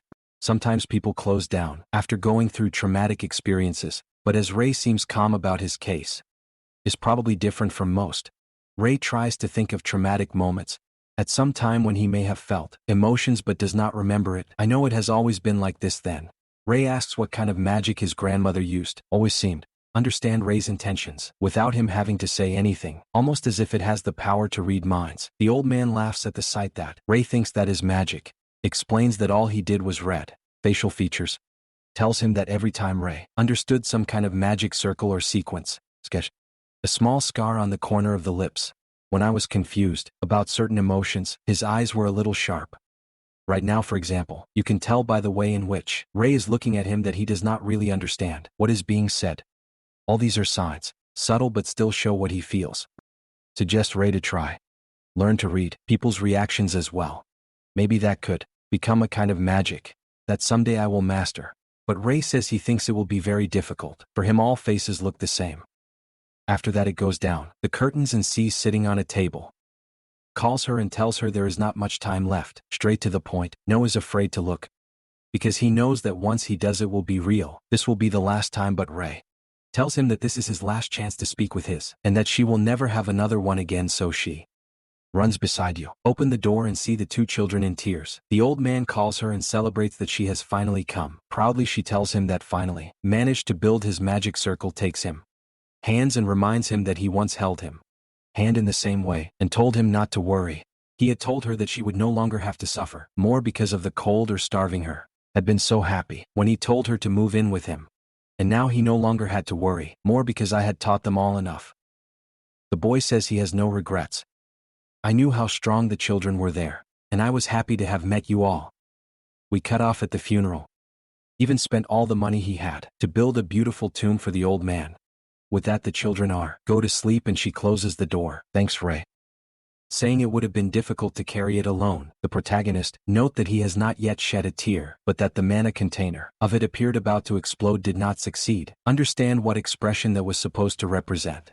Remembers that his grandfather told him to learn to read people's reactions. Likes mouth.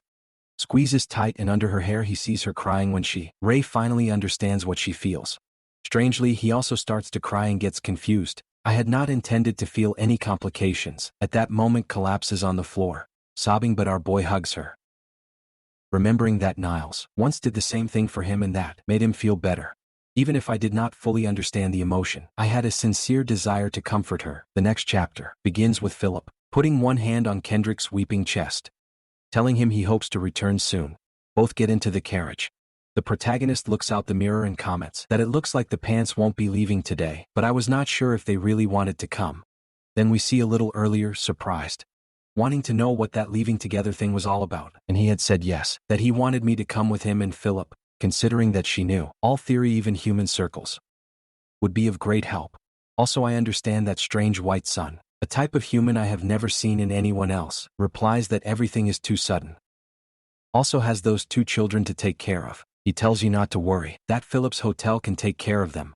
She says she would still be concerned about the library. He tells her to simply keep it closed for now, and that Kendrick and the others of the group would be vigilant so that no one would invade it. Assures him that it will not happen. Nothing, but if he does not want to come, that is fine. She replies that obviously, but it takes some time to think about it. Back in the carriage, Philip says it is already 10:00 and our boy shifts gears, saying it is time to leave, while Kendrick cries like a fool suddenly appears, screaming to be expected. Who wants to go with them? Philip says it should have been hidden behind a rock as it continues to scream. Asks the protagonist if he is going to stop, and Ray, acting as in Quick and Furious, opens the door and tells him to come up. She in tears grabs her hand and asks for like on this video to help Uncle Mazo to continue bringing these incredible stories to you. What did you think of our magic genius? For a moment, I even thought it was the Harry Potter of the manga. With that, the video came out. Guys, until next time, and take care of yourselves.